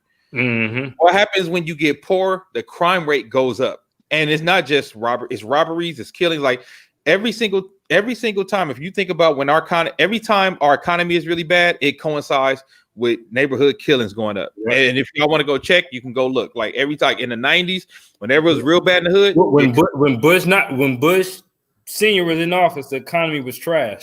yeah. So whenever the economy is trash and black people are hurting, the regular black crime, it goes up. It gets exacerbated. And I think that's where we are now because you got a pandemic, you got people are poor, cabin fever, like Stephanie said, and then you got people just getting out acting crazy because they don't know where to put this energy of like I know I was buying a camera for Christmas, and a black dude walked into a computer store, tried to grab 2 computers and just run the fuck out, like on some wild shit. Like, so I think people are really in a place where not only are they stir crazy, what the government gave what $1,600 like extra dollars last the whole year. Think about the people who ain't been working all year. But see, that's another part of it where I disagree. You have to understand how much money got flooded into the black community with that extra money from unemployment. When they went through these cycles where they was adding, well, at least here in California, where they was adding all that extra like $300 a week. Yeah. You have people who've been poor forever who've been balling out and been able to come up off of that unemployment. But Sheila, that's not the majority. Sheila, that's not the majority. I know a lot of. But isn't it a large number though? That's not the majority, because if you think about it, you think about the people who gangbang. How many people who gangbang actually getting unemployment? You gotta talk about the people who like, oh, did you get your stuff? Let me show you how to get it. Yeah, they had specific. If you didn't have no job where you could get normal unemployment, there was separate unemployment that was totally specific. Like it ain't just even if you haven't had a job at all, there was extra money that you could file for. And I know one of them chicks because she approached me like, "Oh, did you get your money? Because I know a way I can get you 15,000." Like people, seriously, it ain't like some small little number. No, but there's a lot of people. But Sheila, think about it. There's a lot of people who didn't get any. And if you think about the amount of people in the hood who are trying to pay rent, trying to live still in the middle of a pandemic, they probably had a small menial job in the first place, and then to lose that, like that's going to exacerbate so many things. So it's an economic strain. It's an economic strain happening in our neighborhoods, and the economic strain is going to be it's going to raise in crime. You know what I mean? So I think that's some of it, and I don't like Quincy said, I don't know what you could do to combat it because it's getting so bad. Like now, like literally, like how he was talking about the gangs are linking up. It's gangs that were like best friends forever who are now beefing because they like I feel like it's just niggas on top of each other now, so everybody tripping. Yeah, it's something really weird going on. Oh, Rebecca, it's an extra 300. It wasn't just 300. It was like the regular unemployment pay plus an extra $300 a week. But remember, some people were not getting any because not everybody qualifies for unemployment. So if your unemployment is at 0, then 300 a week is all you're getting. Yeah, and that's what I'm saying. Like I'm saying, it's not the vast majority of people weren't balling out. There were some who were taking advantage, who was doing their EBT, but I don't think that was the vast majority of people in the neighborhoods. The vast majority of people were literally trying to survive. And then when people getting, not only were people getting fired from their jobs, people were getting sick. You know what I mean? So you got people getting fired from their jobs, people getting sick, people staying in the house, and then the holidays come and Christmas, and now you're trying to have Christmas for your family, and you already, at your bottom. So shit just like I think it's just like a perfect storm of a lot of circumstances that's making things really, really bad right now. And see, I think I was just judging based off of the number of like Brazilian weaves I would see at Food for Less. So maybe that's why. Let me ask you this question: like, Well, some people don't know how to act for $300. So are kids That's going to the whole school thing. or is kids being homeschooled? we Oh, are yeah. doing distance. We're Gone doing way distance up. learning. Yeah. Yeah, we at home. We at home. Our kids are at home. We're doing distance learning. They're trying to work it to go because you have some people who just can't leave their kids at home and can't be at home. But Mhm. yeah, they're still being homeschooled, and child abuse rates have gone like it's stupid right And now. do the schools out there offer like free meals for like students, like breakfast and lunch and whatnot, or is it like Yes, once the school is shut off, that's it?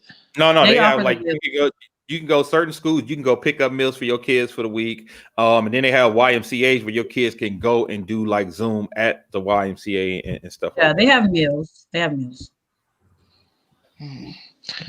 Because I can't explain that then. So I was reading something. Biden released $27 billion that Trump froze. Why the fuck?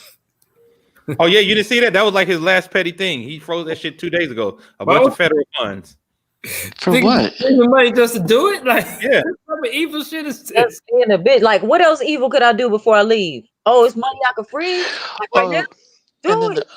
the other thing is Well, that there's only he so many like people on death row he could kill. So Oh, that well, was sick. Didn't like the first To woman me, murdered on to me, that's been overlooked. I thought that was the most fucked up thing was the most evil shit ever. he did to me throughout his presidency. Yeah, because it wasn't even necessary. Like It for wasn't even necessary. Everybody else, Republican, Democrat, everybody else had pretty much decided like until they figure out shit regarding the death penalty and that they were going to ban it on a federal level because they could, because it's the federal level for 17 years, almost 20 years. that nigga probably watched him. Like he probably taped him. Then nigga all of a sudden is just mad and decide to start executing people. He probably, Mhm. I seriously think he probably filmed him. Like that's another level of evil that we don't even. That to me was like, hey, he executed more. sick. While black folks think he did, he pardoned more people than Obama. He executed more people than he Anybody. executed more black people than he actually pardoned. and And you he know also opened. the death penalty. There's no rich person on death row. It's because people are poor and they can't afford whatever. There's no rich people on death row, and that's the disparity. That's the problem. If I got enough money to get a lawyer to get me off, You ain't gonna end but up. you on- don't have that same equal. Well, that's why I'm with Gavin Newsom, because Gavin Newsom, when they asked him when was he going to lift the ban here, he said as long as he's governor, it's going to stay banned. And like he said unless you could tell me there's not an innocent man or person on death row, then leave me alone about it, pretty much. And to me, that's what like that's my. I think the most obvious cases, I'm okay with it. But if it's when we talking about, witness statements, shit that's kind of iffy, that's Especially for black people. yeah. Oh, of course. They shit texted and executed people with one witness, and the witness wasn't even sure and shit. And then when the witness came forward, like, oh, I was told by the cops to say this, they still execute him. So, but I think that's been overlooked. That Trump literally undid the ban in July and just started fucking killing folks. That was some sick stuff right there, man. Oh, but damn, y'all, our homework. Yes, let's get to the homework before we get out of here. There will be no DM tonight because we had homework. So I will go because Callie, shout out to Callie Wells. Callie Wells sent me his homework. I asked for 3 big ways to improve Black America. So I'll give you his 3, and then we'll go around to whoever else has their 3, because I think these are going to be important pillars that we need to push and press throughout this administration at a local level, if possible, and at a federal level, if possible. I think I'm tripping because I'm starting to know and be able to talk to some people who actually can make some moves. So I think it's important that we do these things. So when I can go and talk to these people, I can say, hey, these are the things that we are interested in seeing happen. How realistic is it happening? And at least we can see if we can get the ball rolling or see if somebody's full of shit. Either way. Here's Callie Wells list. Grants for Black entrepreneurs that work in alternative green energy. Make training and classes for those jobs partially subsidized for those of First Nation and of African diaspora. This will help secure jobs soon to be growing field and ensures that energy isn't monopolized by one race, as well as providing a better environment for us to live in. Looking at you, Exxon in Richmond, California.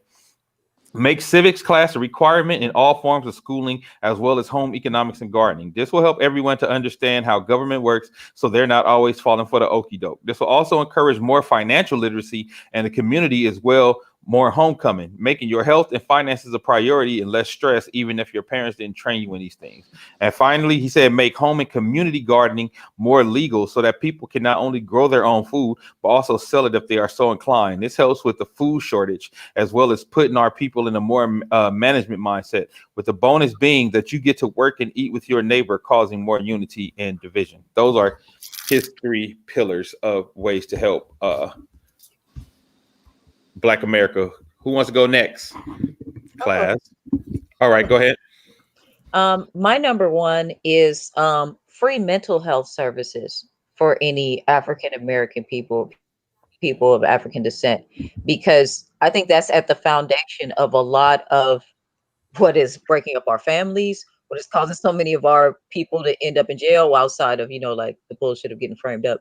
But that is the root of so many things. We have all of these traumas that we've dealt with and no tools on how to handle it.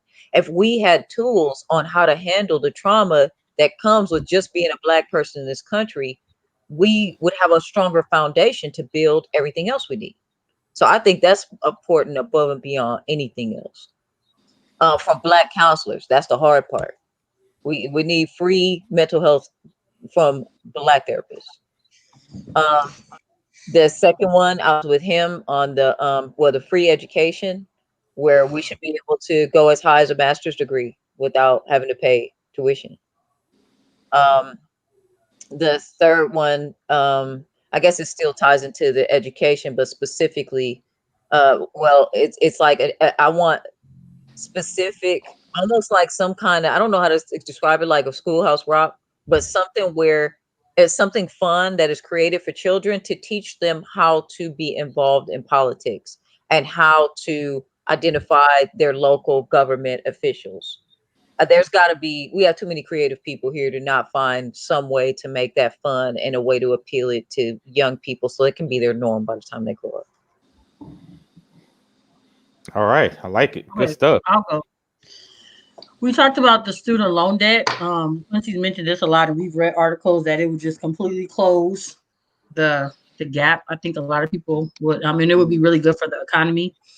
I read the article earlier that said, like I mentioned to you guys about Black women having the most student debt. So that'll hopefully trickle down. The thing that he did, the executive order to kind of play on the thing with the housing disparity.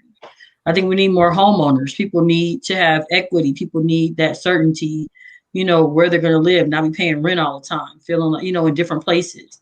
With the education, I think that we need to make public schools, public universities and everything. I think that needs to be low or no cost. And I also think that in the high schools, they need to bring back the arts and the trades that people would get.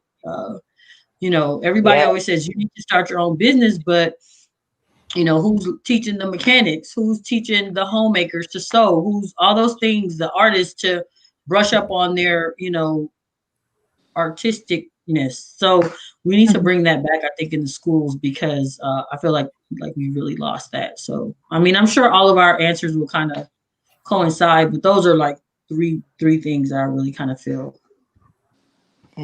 I'll go next. My number 1 was federal law to address voter suppression. After everything that we saw with this upcoming election and everything in which they were trying to do just to silence the vote within the Black community. The other, which I've mentioned in past, is that I strongly do believe they need to revisit the police academy, the trainings, where Yeah. there's more of an emphasis on community communication. And then my last is also just reinstate more of diversity training across the board. Now I go. Yeah, I didn't already kind of said some of my answers, so I'm just gonna talk about things that've been on my soapbox. I'm with Chan with the student loans. It has been way too many. I'm going straight Bernie. Forgive them all. It's been way too many economists that have said if they forgave student loans across the board, that the gap between rich and poor and black people and whites as far economically would drastically close. Yep. Definitely voter suppression. I think we starting to realize that the power that we have is through our voting, and there's a reason why they're trying to suppress it, because they recognize that power. If it wasn't powerful, then they wouldn't try to suppress it so hard. And then last but not least, of course, I'm gonna go on criminal justice reform, and that covers a lot of things. Cover what Mara said. I actually feel that every state should have investigation department that investigate police departments, to where you shouldn't have to go to internal affairs. So this is pretty much a state oversight investigation committee. You could break it up in regions to where that's who investigate police departments.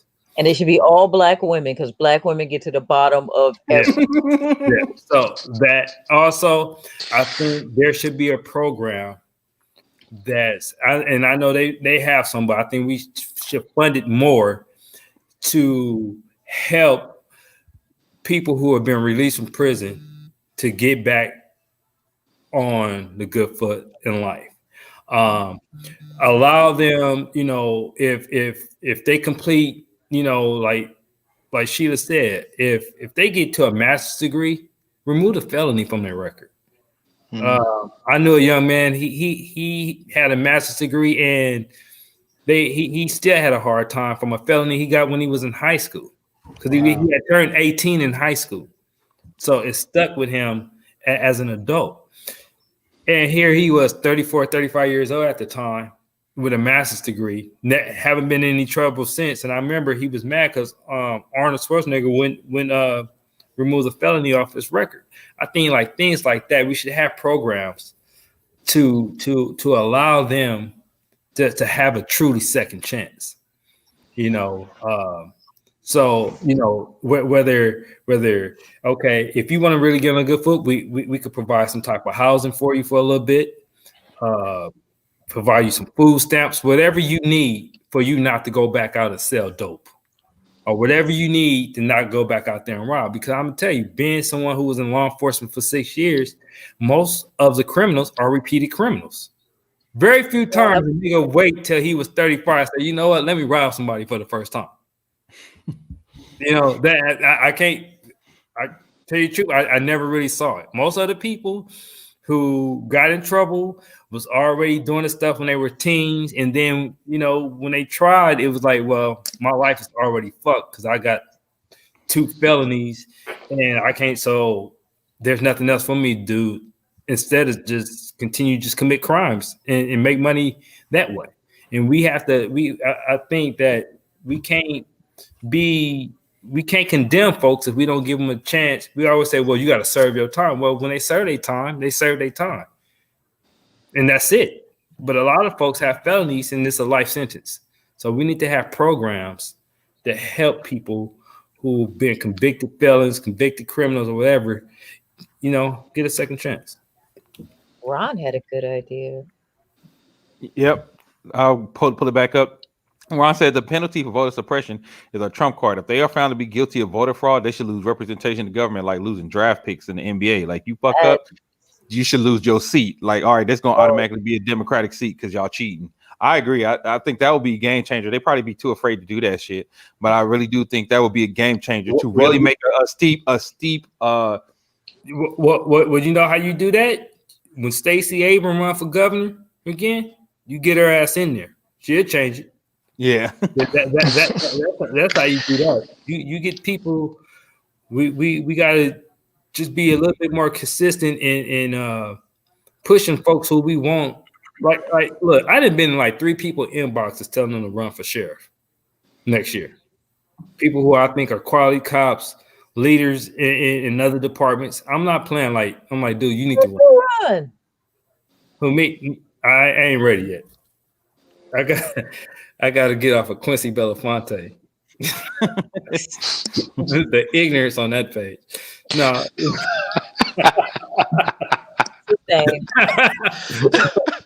No, I don't need him.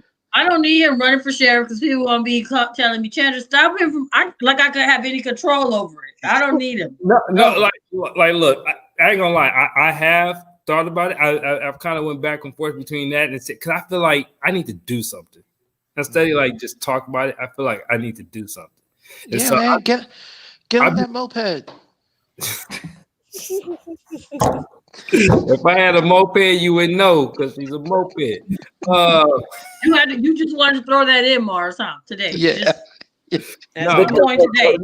But no.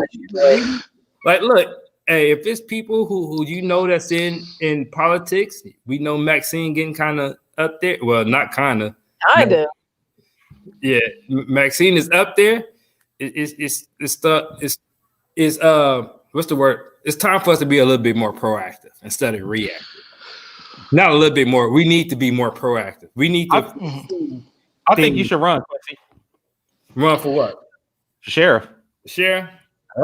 I think you should run, and I think Belafonte blame that on somebody else. Like with me, I know I can't run for nothing because they'll pull up. Like, do you know the stuff she said about white people on stage? Like,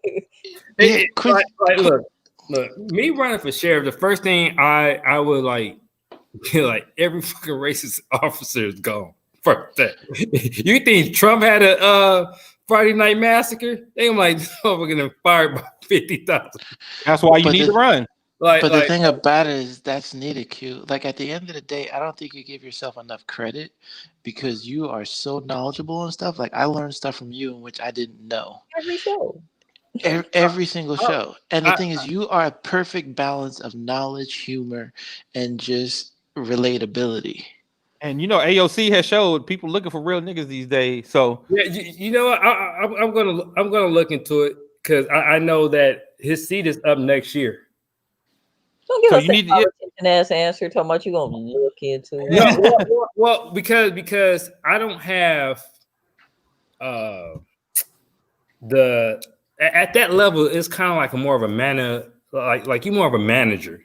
Managerial position. Yeah, managerial position. You're not a cop. Like motherfucking sheriffs don't be riding around in cars. Even though I'd be. It's still a skill that you can learn.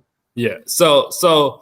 It's like he has you got the qualities and the criteria. You just don't have that on paper. Like I've been in the the thing what I would want to see is what's his weakness in the manager areas. Like, is he not like I think of things like I think I brought this up when folks was getting mad at defund the police. Okay, they have like 20 helicopters. Like those helicopters are like $500,000 each to maintenance each year. So if you gave up 5 helicopters, can the county, the city can really operate with 15 helicopters? Like I got to know like those type of politics. And you're gonna save $2.5 million. Yeah, or give that to those second chance programs so we won't have to deal with these niggas. Do you understand the irony of you telling us how you're not ready and then giving us evidence of why you should be in the position? Do you get that irony right now, though? Look, I try to keep our conversations between us, but he already asked me. Like he sent me a text message, like you think I could be sheriff? I was like, me. I was like, yep. Well, I think you should just because, like you said, you have the know-how, but I also think we could help build the coalition behind you to actually get it done out here in California with the. With the platform we built. If we really sit down and want to strategize about it, I'd do it. Fuck it. Let's see what happens. I don't remember what it was, but shit, I'm on board. It was something I can't remember. We got to look at the paper, the thing we looked at before, because it was something. I think I might have said you could do it. I think I might have, because it was like some criteria. They have like some weird qualifications, but I think I did qualify. But I think I was like, yeah, you fit. I think I was like, you fit. We got to look at it. Let's be because I think that's the beginning of what we've been talking about. Is actually running our people who we trust, people who we don't have to like, who's not about making backdoor deals. Like, you know what I'm saying? Like I think it's about doing that now. So in 8 years, we actually are positioned in power positions, and not only, you know, city council, but like, if think about it, if we got people in power at city council, the police departments, at a state level, Senate level, then we actually have some real power to make change for what we're trying to do. So I definitely think, because I know I've been talking to my girl Keisha Griffiths Browder about running, because she's the perfect politician. I'm telling y'all, so smart. So there's a few people that I'm like, yo, we need to start getting our people in place now, so we can start building our own, you know, our own network of change, our own network of change. And the thing about it, LA County Sheriff is one of those elections people don't really know about, right? Like they keep that on the low, right? I remember I was watching on Facebook tonight and say my account was hacked, so all the shit. But you know what? All bullshit aside, I already know what angle they're gonna come from. They're gonna come from that shit that happened in Long Beach, and that's fine, because that's really gonna backfire. Because I'm like, this is exactly why I'm running. Because I can't run for Long Beach, and that's another thing. I think all police chiefs should be elected officials. So we just had a campaign strategy meeting just now. Yeah. But no, if y'all really want to sit down, we could talk about it. Because, you know, I ain't gonna put myself out there look like no fucking idiot. So, and we ain't gonna let you get out there looking crazy. You know, I don't want to. You know, I can't stand people having anybody out there looking stupid. I hate that's my pet peeve.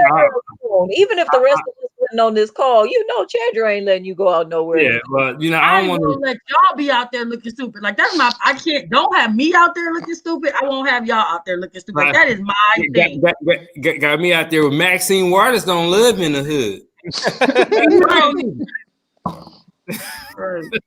I'm a total ageist on stuff like that. I'm like, once you get past 80, I don't think you should be serving. People should be here making decisions. But my man, I'm with you on that, Sheila. My man started off good though. He was like, you know, we asked Democrats for stuff, and you know they don't deliver. Okay, you got our ear, and then he just went into some shit. Once you got to his substance, it was like, oh, bro.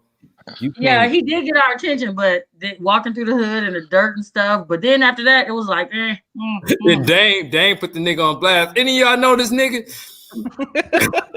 It was like people like he grew up on this street. I don't want people like, anybody know this? Hey man, that's what we got to do. Because my thing was, if he would have said the right things, Quincy, we was actually gonna be down to support him. Okay, he got my ear, but he had my ear, and then it was like, what happened to the substance, Joe? What happened to the substance? I even told somebody, I said, if he even would have ran as a Republican, but not a Trump supporter, he would have been more solid. But the fact that he ran as like, come on, bro, you can't not in that district. Yeah. If you don't come at Maxine, it's a certain way you gotta come. You know what I mean? He covered Watts. Yeah. Inglewood, South Stitch. And the thing is about those places, like you said, when I ask people know, I'm like, you got people in the neighborhood who really touch these dudes, like who really know. So you can't be over here. Y'all know him? Yeah, you can't be claiming you grew up over here. And I was thinking, like, okay, I know everybody from that neighborhood. I ain't never seen this nigga in my life. Real, and nobody had. You had a couple of people like I seen this nigga at church, like his grandma lived over there. Yep. but you know what though? Now think about I get, like I said, we can sit down, we can strategize, because I think, of course, I'm gonna come off very, very, very shit. As far as the police community, I'm gonna come off very progressive.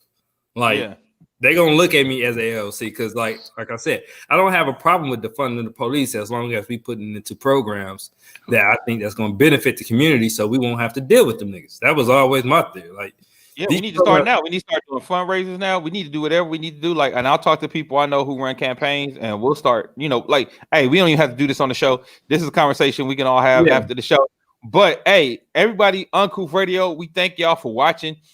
We hope y'all enjoyed the show today, the inauguration, the festivities today. And let's not chill and fall back into our old shit. Let's put their feet to the fire. Let's make sure we get our agenda pushed and make sure we get our agenda done and get things done for Black people under this administration, and we get some economic advancement. And we're gonna start running for our own leaders, because we're gonna do this shit ourselves. We're gonna take this out of their hands, y'all. It's time to take it out of their hands and put it in ours. I want to thank my co-host, man. Y'all were so great today. I love the fire that y'all bought today. I really appreciate it. And we'll see y'all next time.